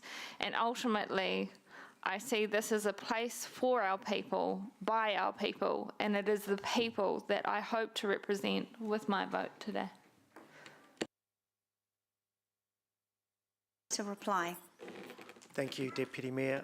No need for a right of reply, thank you. Okay, all right. Thanks, everyone. So we're going to put that to the vote. We'll put the amendment up on the board first, and we're going to do this electronically.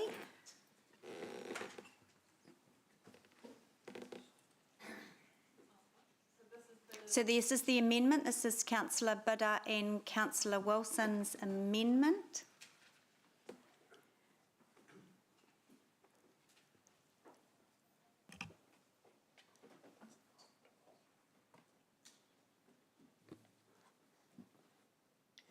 The amendment is lost. 5 for, 10 against. So those that are on Zoom, being Mayor Southgate and Councillor Van Oosten, are dissenting. Thank you. Right, so the amendment's been lost. So we're moving to the motion.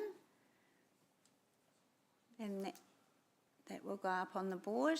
So let's cast our vote for the motion.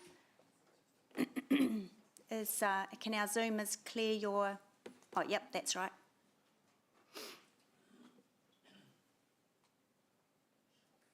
The motion is carried. 11 for, no, 4 against. And so our Zoomers, being Councillor Van Oosten and Mayor Southgate, are voting in favour. Yeah, great. Excuse me. All right, thanks everyone. We're going to break for lunch now till 1:45. And then, members, we've got a couple of quick things, if we can do them quickly in the open, because we have a 2 p.m. external person coming for PX, which is item C5. Thank you. And there's lunch in the tea room.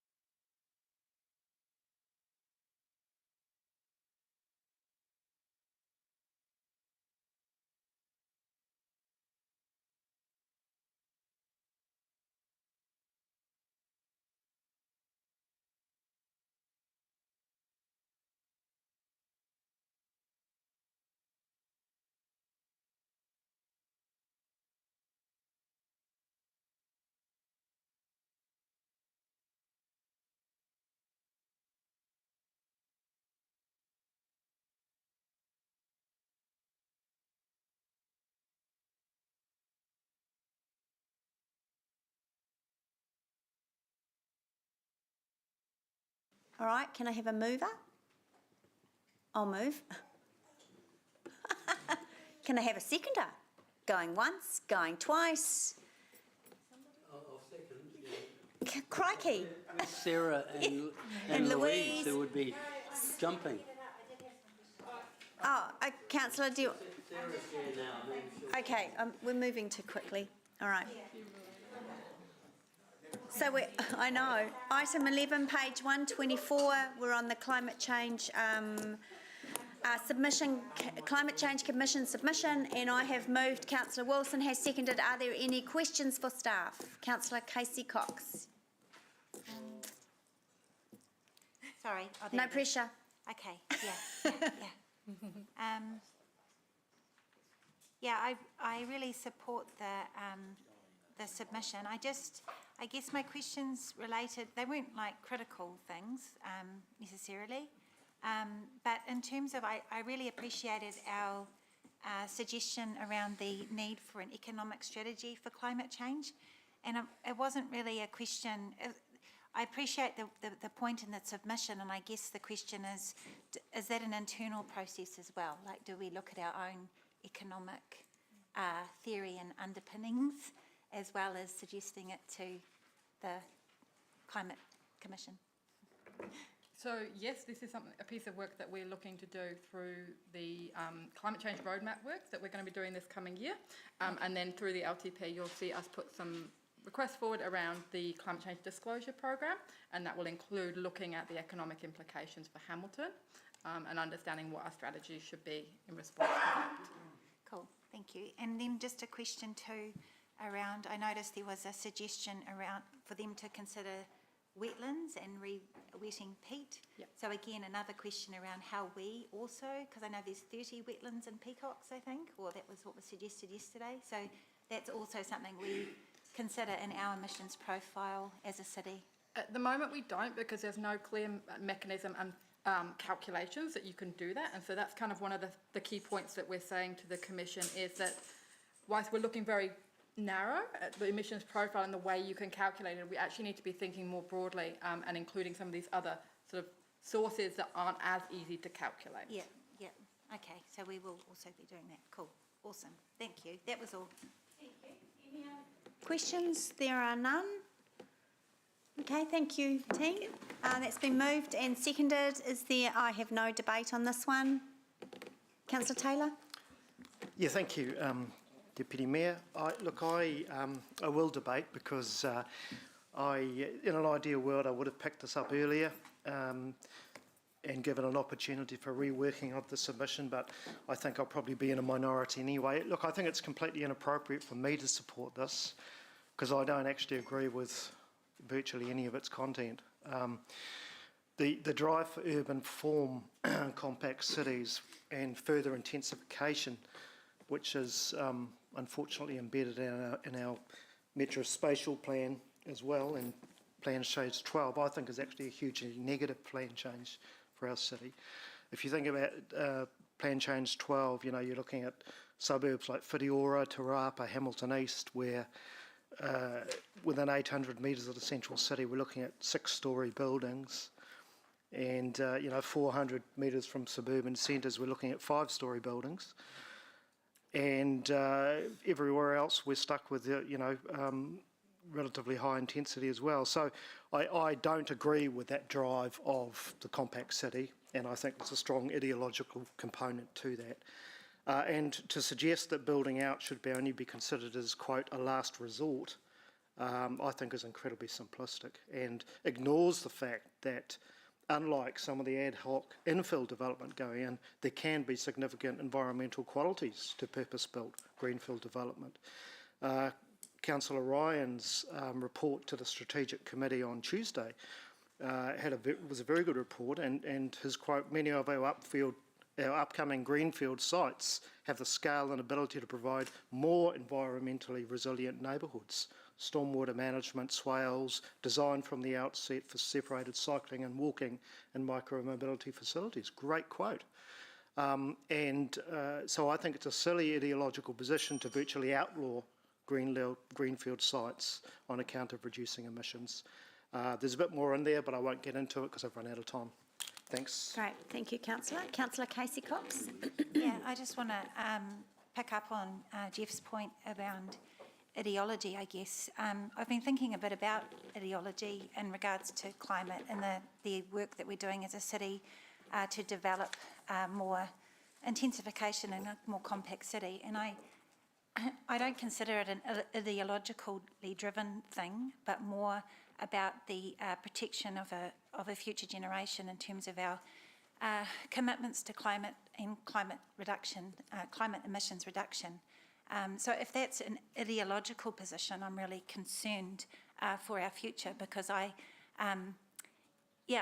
think that the well-being of our future generations should be driving what we do. And if we can't reduce emissions, we're not doing the best by our future generations.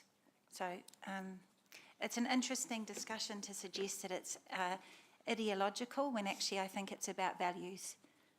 Thank you. Thank you. Councillor Thompson. Thank you. Looking more closely at the discussion on urban form, I actually do think that it isn't as black and white as is being suggested. It is talking about needing to have, I guess, proper guidance when we are considering growing outwards to make sure that we are consistent with climate change considerations. And if you look at what we're actually doing right now, we're requesting to pause our Plan Change 12 so that we can make sure that we can properly take into account flooding risks within the city. And the whole issue around flooding and stormwater is actually at the heart of what we've been doing with the district plan change. And so to be saying that, you know, we're forging ahead, or you know, that it's being ideologically driven without these kinds of considerations is actually, yeah, I don't think fair or true. So I just wanted to add that. Yeah, but otherwise, thank you very much to Charlotte and the team for their work on this, and we'll be supporting it. Thanks. All right, let's do that on show of hands. Are you okay with that? Yep. So all those in favour, please raise your hands. And dissenting? And those that opposed? The motion is carried, noting that Councillor Taylor, Councillor Bitter and Councillor Hamilton are dissenting. Great, thank you. Right, item 12, page 147, and this is delegations, positions, policy. Anne, hello Anne. Anna. Kia ora koutou. Ko Anna Hildyard tōku ingoa. I am the Legal Services Lead here at Council. We brought the delegations policy to a briefing session earlier in the year where we were testing your appetite for more significant changes to this, the financial delegations within this delegations to positions policy. We listened to the feedback that we received at that briefing session, and we have brought this paper today with much more pared back amendments for what we consider to be two sort of key crucial changes to the financial delegations, among other sort of more minor changes that are required to deal with the governance structure and updates to positions and things like that. So the two changes that we are proposing in the financial delegations are to amend the restriction in relation to the cap on openly tendered contracts, which is currently set at 250,000, and increasing that to 500,000. So that would enable the chief executive to sign off on either direct appointments or closed tenders up to the value of 500,000. We've also proposed adding an additional exception to that requirement in relation to all of government and other sort of sorry, I had a mental blank as to what I'm looking for. Yes, the collaborative contracts. And then the other key change that we are proposing is either a removal of the 5-year term restriction or an amendment to that so that it is subject to certain exceptions where council is not, or has the ability to exit the contract without any further agreement by the other party. I'll open up to any questions you may have. Thanks, Anna. And just remind us,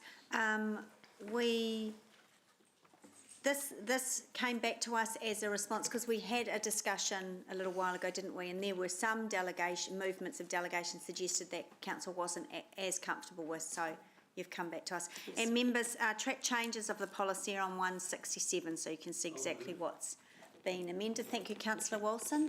Second, thank you, Councillor Thompson. Councillor Taylor. Is there, Councillor Wilson, he hasn't got a baby in his arms, I should know, right? Councillor Wilson, would you like to debate? Only comment is thank you, staff, for listening to the feedback, and I have no concerns. Thank you. There's no more debate, so let's do that on the show of hands. All those in favour? There are none opposed. That's carried. Thank you. Yay. Thanks, everyone. Thank you. All right, thank you. Last open one is recommendation from open committee meetings, 182. Thank you, Councillor Wilson. Seconded by, going once, going twice, Councillor Donovan. Seconded. There's a recommendation there from the Economic Development Committee and one from Infrastructure and Transport, which is just a process, normal one. Any questions? There are none. Any debate? Oh, moved and seconded. Yes, it's been moved and seconded. All those in favour, please raise your hands. There are none against. Carried. Team, you nailed that. Like 2 minutes to 2. Woohoo! Right, I'll move that we go into public excluded. Seconded by Councillor Pike. All those in favour, please raise your hands. There are none against. That's carried. All right, we'll have a minute or two.